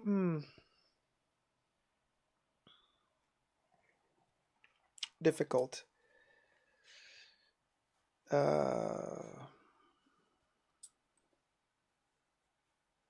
I'm not so sure. Maybe my number 3, I don't know.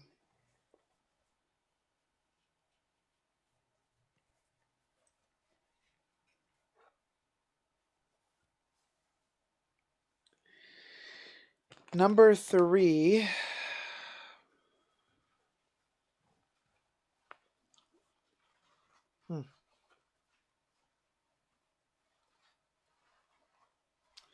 Trying to think also of the ones that I lately got. Is there something that like really shook me as like particularly... It doesn't have to be necessarily groundbreaking, but it has to be something that really... I mean, I do love their tweed sunglasses, and I do have from the supermarket, fall winter supermarket. You remember the Chanel supermarket collection? I do have the tweed sunglasses from that in orange, but I don't know, the shape isn't like the best shape ever, so I'm not so sure. Maybe it's the third version of the chain sunglasses that have the chains running around. I have from the Chanel catalog.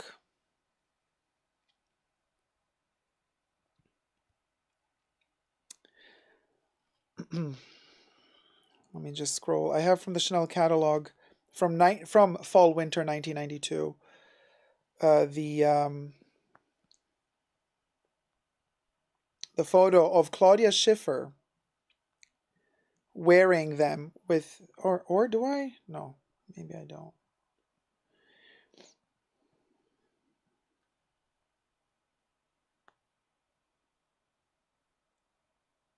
She's not wearing them, but she has them on the top of her head. So maybe these are my number 3, but they are so rare. There they are.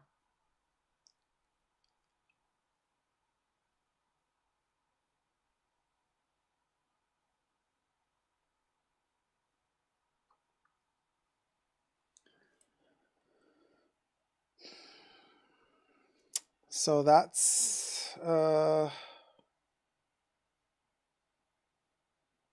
maybe that's my number 3, but you know, it's hard to choose, you guys, because obviously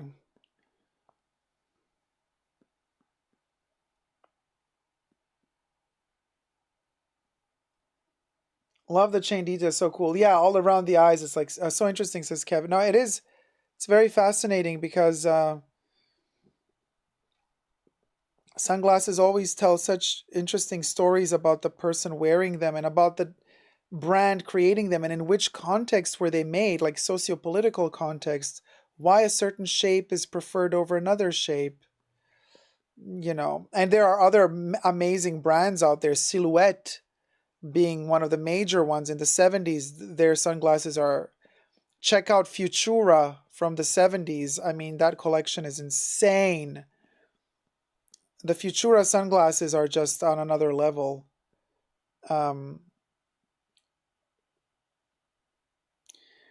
The Matrix sunglasses from the data center. Do you remember the Chanel data center? I have them as well. Here am I with short hair, and they're very like Matrix. These Chanel sunglasses have the all the printed out Chanel logo all over it in purple and white. These are also really cool. Really, really, really cool. I mean, if we zoom in, you can see.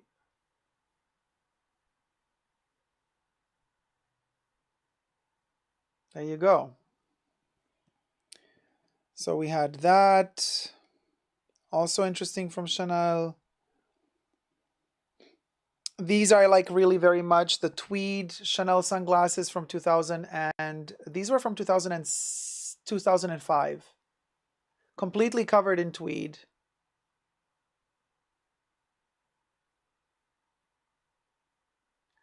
These are 2005 in real tweed.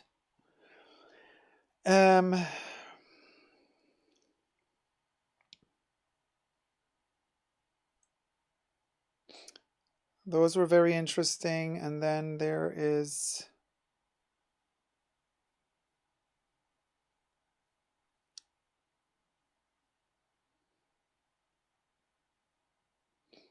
I'm trying to find them. Where are they? Always when I want to find them, I can't.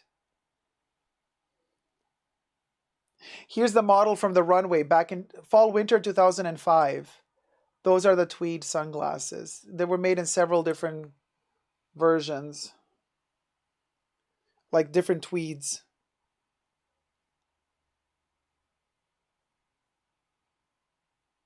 Oh, then these I love as well. From the Barbie collection, the Chanel Barbie collection, these bubblegum pink and yellow ones. I love these as well. These are amazing because of the colorway mostly, but I wouldn't say these are in my top three.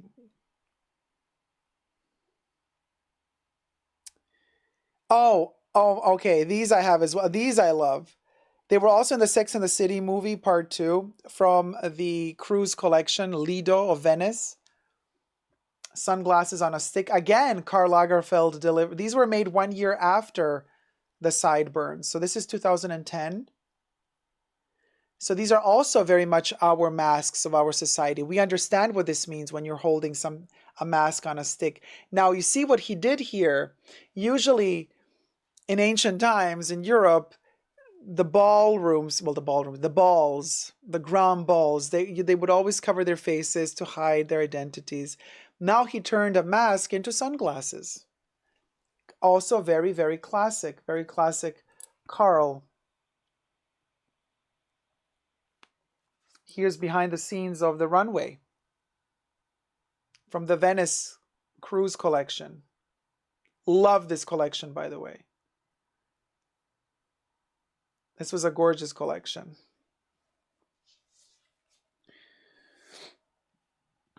From that same collection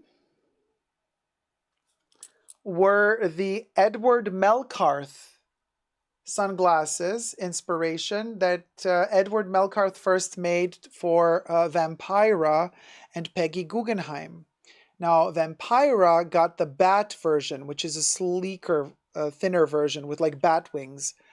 And for Peggy Guggenheim, he made the butterfly version, which is the bat version, but wider. Edward Melcarth was an artist. Karl loved artists. He collected those glasses. They were made in wood, gilded in gold. So he got the Edward Melcarth sunglasses from Peggy Guggenheim, and he got inspired by them for the Lido in Venice collection, the cruise collection. In fact, the collection was shown in Venice, and since the Peggy Guggenheim Foundation in Venice is where she loved to live, he let these glasses hit the runway in Venice.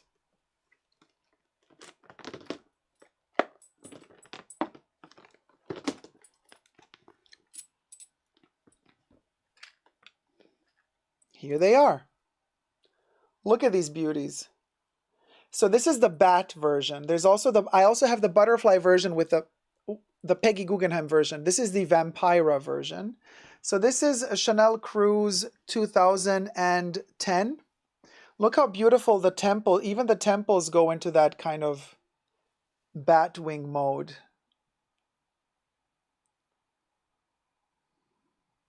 And then they have this track that's etched inside of them on the top. So this is a hollow, it's like a little river in which they placed gold.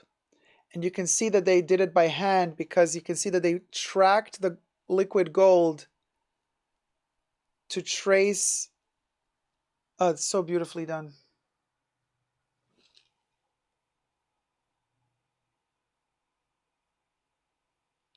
And that gold runs all around the temples as well.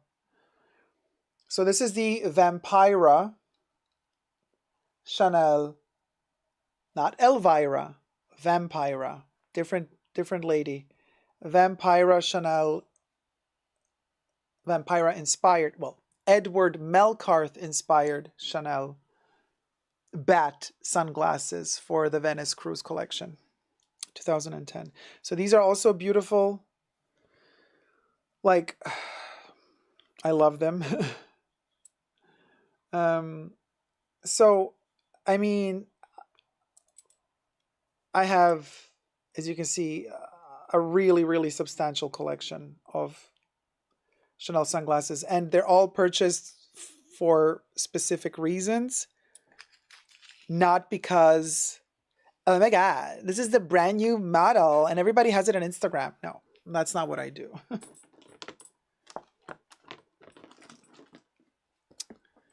I'm still trying to find the photo.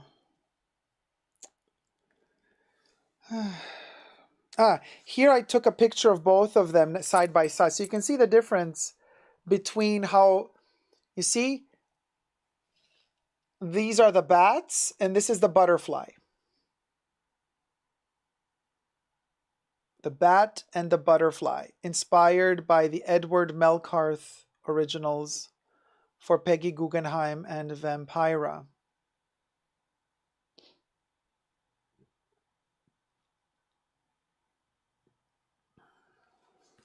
Oh, Asia A, thank you. I like pieces with history. Dacob bringing the best of fashion, Chanel in history. Those were the days, y'all. And stuff still happens, don't get me wrong, you know. There's still beautiful things out there. It's just getting harder and harder to find the beautiful things, you know. Beautiful, precious things are getting harder to find.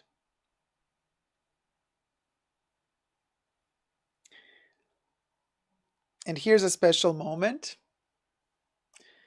The next glasses I'm going to show you are not from Chanel. And I don't own these glasses. But I took this photo the day I met Vivienne Westwood. And we were talking. And she took her glasses off and put them on the table. And then she kept talking and walking. And I sneaked a photo of her glasses and her hat.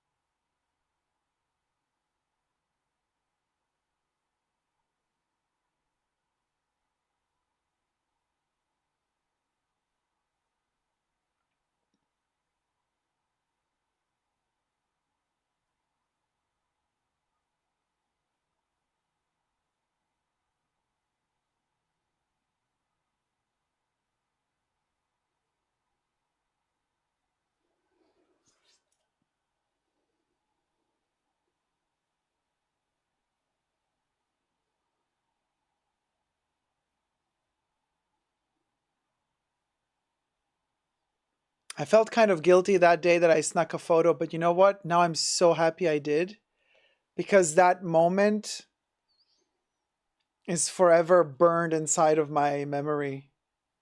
And got goosebumps all over my body, because now, you know, it's just her glasses standing there. She's gone.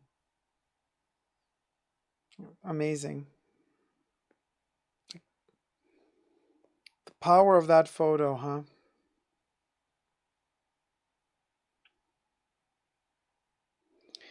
Yeah. Vivienne was really special, you guys. Anyway, I think that is a wonderful way to conclude this live stream with a bit of hope for better things to come. Thank you, mods, for keeping us safe. Hated Bubbles. A special thanks to the mods in the fashion bunker. Thanks to Debbie, Jesus, Aspirational, Coquettes, and Gloria. Bubbles loves you.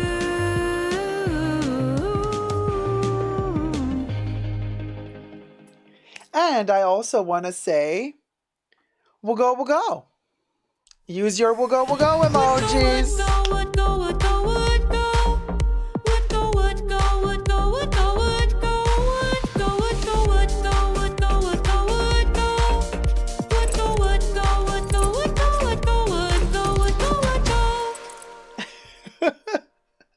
Oh my gosh, look at that beautiful waterfall of Woogo Woogos in the chats. Don't go chasing, we'll go, we'll goes. Please stick, please, please stick to the living ferrets you used to. Oh, Ellie, thank you so much, my love. We got them. Ellie donated $20. Thank you for sharing your sunglasses collection, Dacob. We feel your emotions and we love you. Thank you so much. It's still stiff. We're going to have to soften it a bit. Thank you, Ellie. Thank you, Ellie. Glasses and everybody else. Bum, bum, hit a bubble. Living ferret. And now, we are living ferret. I'm living ferret, living ferret, living ferret, living ferret, living ferret, living ferret. Yo, yo, yo. Living ferret, y'all. Oh, man. Good times in the bunker. Good times in the bunker. Yeehaw. And now that we've been living ferret, well, methinks we got to be dying ferret a little bit, too. What do you say, Bubbles? Hit it, Bubbles. Let's die, ferret. Die, ferret, die, ferret, die, ferret, die, ferret. Thumb up the live stream while you're at it. And, Baby Yoda. Oh, hi. Yes, you, little tiny creature that keeps eating everything in this house. You. Yeah, that's them. And that's, don't you dare mess with my glasses. I just got them. There will be no scratching, and you will not be nibbling on them. I know you love to nibble. You nibble on all my shoes. Yes, you do. No, you're not going to eat this. You're not going to eat the... Poor Baby Yoda. All he wants to do is eat. Can you blame him? Eating is the best thing in the world. Hit it, Baby Yoda. Ciao, ciao, ciao, ciao. Ciao, ciao, ciao, ciao. Ciao, ciao, ciao. Ciao.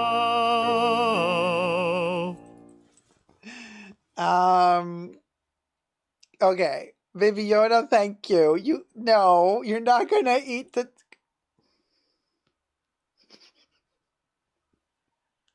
He's not gonna eat my glasses. I hope you've enjoyed this live stream. We went on a journey. It's been very Chanel heavy, but you know what? Talking about Chanel is brings some of the best vibes and some of the worst vibes all at once. I don't know of any other brand who manages to make my blood boil and to make me happy too at the same time. I mean, it's insane.